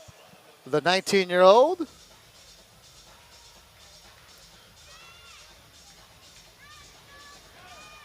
There you go, Rodrigo Guerrero. You know, you could, I don't even want to check Twitter right now because I know people are going to complain, but the kid did well tonight. Let's see the fight card so far. We had 5 fights coming your way. Don't go anywhere. We are going to talk to Floyd Schofield. So a victory for Schofield, Alex Martin, Carlos Nava, Figo Ramirez, and Rohan Polanco. At the top of the hour, DAZN takes over with Bektemir opening up the DAZN broadcast. But, you know, the Dominican Rohan Polanco opened up the afternoon, a second-round KO. Figo Ramirez got the decision. Nava, Martin, and Floyd Schofield. So 5 good fights happen here on the Golden Boy YouTube page. We will be talking to Floyd Schofield in a couple of moments. And it's been good, so don't go anywhere. Still got the interview to go. At the top of the hour on DAZN, they took over. As tú dices. Poquito, ¿sí? ¿Te sientes bien?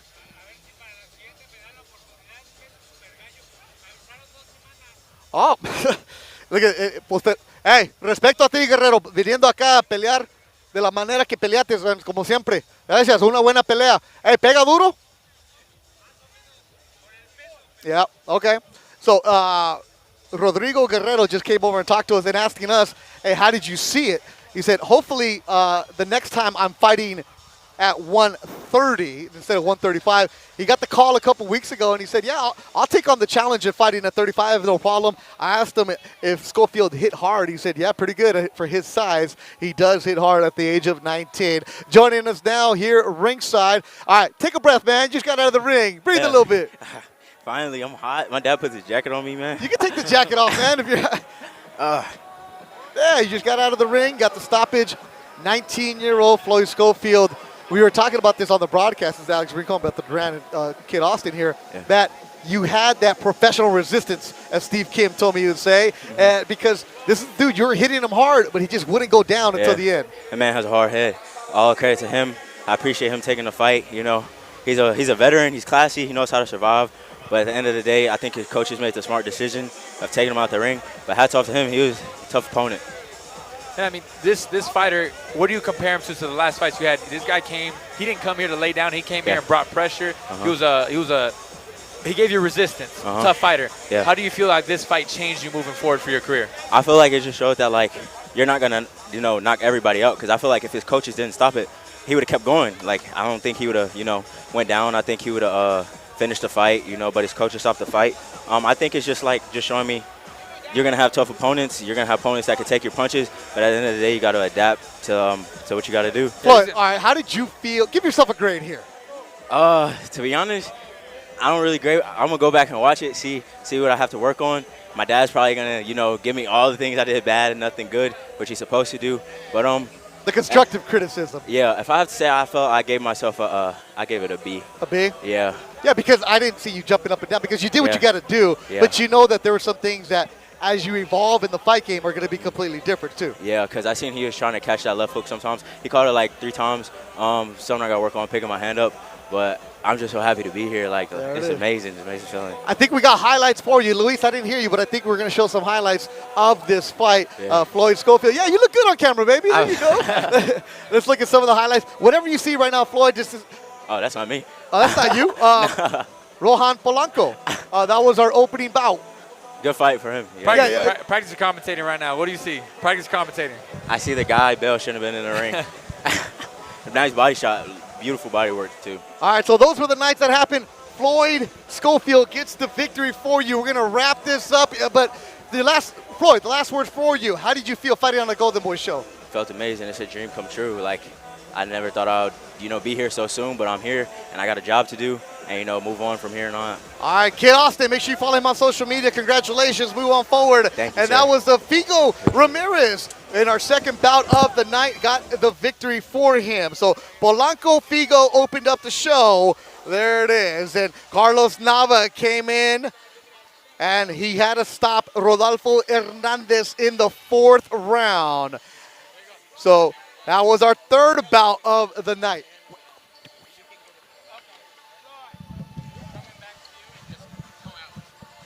So Nava got the stoppage, representing Brickhouse Boxing.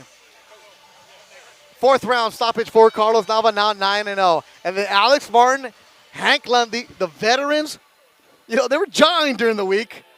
They were in each other's face all week. And then when the veterans get in there and they go back and forth, they trade. Lundy knocked down Martin early. Martin fighting with a heavy heart for Pasovich's brother Bill, gets the victory. And then in our featured bout here this afternoon, Floyd Schofield had to work for it against the rugged Mexican veteran Gatito Guerrero, dropped him. At the end, Guerrero's corner decided they had seen enough. Floyd Schofield is now 11-0 with 9 KOs. So a good afternoon of boxing here at the Dickies Arena in Fort Worth, Texas. Schofield got some charisma, makes his Golden Boy debut, and gets the victory. Back here ringside, Beth Duran alongside Alex Rincon, Golden Boy prospect, who did an amazing job tonight. I didn't know this. This was your first time broadcasting. You sounded like a vet. What did you like tonight? I love the action that I saw. We saw some stoppages, but we also saw some fights, some resistance from these Golden Boy fighters that were the A side, but they brought some B side fighters that gave them resistance. Kid Austin, he didn't go the distance, but he got some resistance from Guerrero. You had Lundy coming in, giving Alex Martin a tough fight, close fight, but Martin pulled it off. And obviously the other fighters, Figo getting the stoppage, and it was just a great show for the Golden Boy fighters. Oh, but it's not over. Top of the hour, DAZN takes over. Todd Grisham, Sergio Mora, Chris Mannix are going to bring you 4 fights on the DAZN app with Bektemir Milikuziev, Bek the Bully taking on Sladan Yanyanin, Maurice Hooker, and Blair Cobbs. They were jawing back and forth. That's going to be a good one. That one's personal. The co-feature with the WBA, WBC, and ring flyweight belts on the line. Marlena Esparza defends against Venezuela's Eva Guzman. And then the main event, 2 undefeated fighters. Michael Mckinson, upset-minded from Portsmouth, Great Britain. Can he pull it off in Vergil Ortiz's backyard as Vergil Ortiz back in the ring? Grand Prairie, Texas own. He's 18-0, 18 KOs. Will history keep going of knocking out every single opponent? We'll see that. Top of the hour on DAZN. For Luis and everybody in the production truck, our crew, Bobby D here working ringside, our lights, our camera, our graphics, everybody that helped out on this broadcast. I'm Beth Duran. Thank you so much for watching. Make sure you subscribe to the Golden Boy social media accounts. Make sure you subscribe to the YouTube page. For my partner, Alex Rincon, I'm Beth Duran. Thank you, and good night. 8 o'clock on DAZN.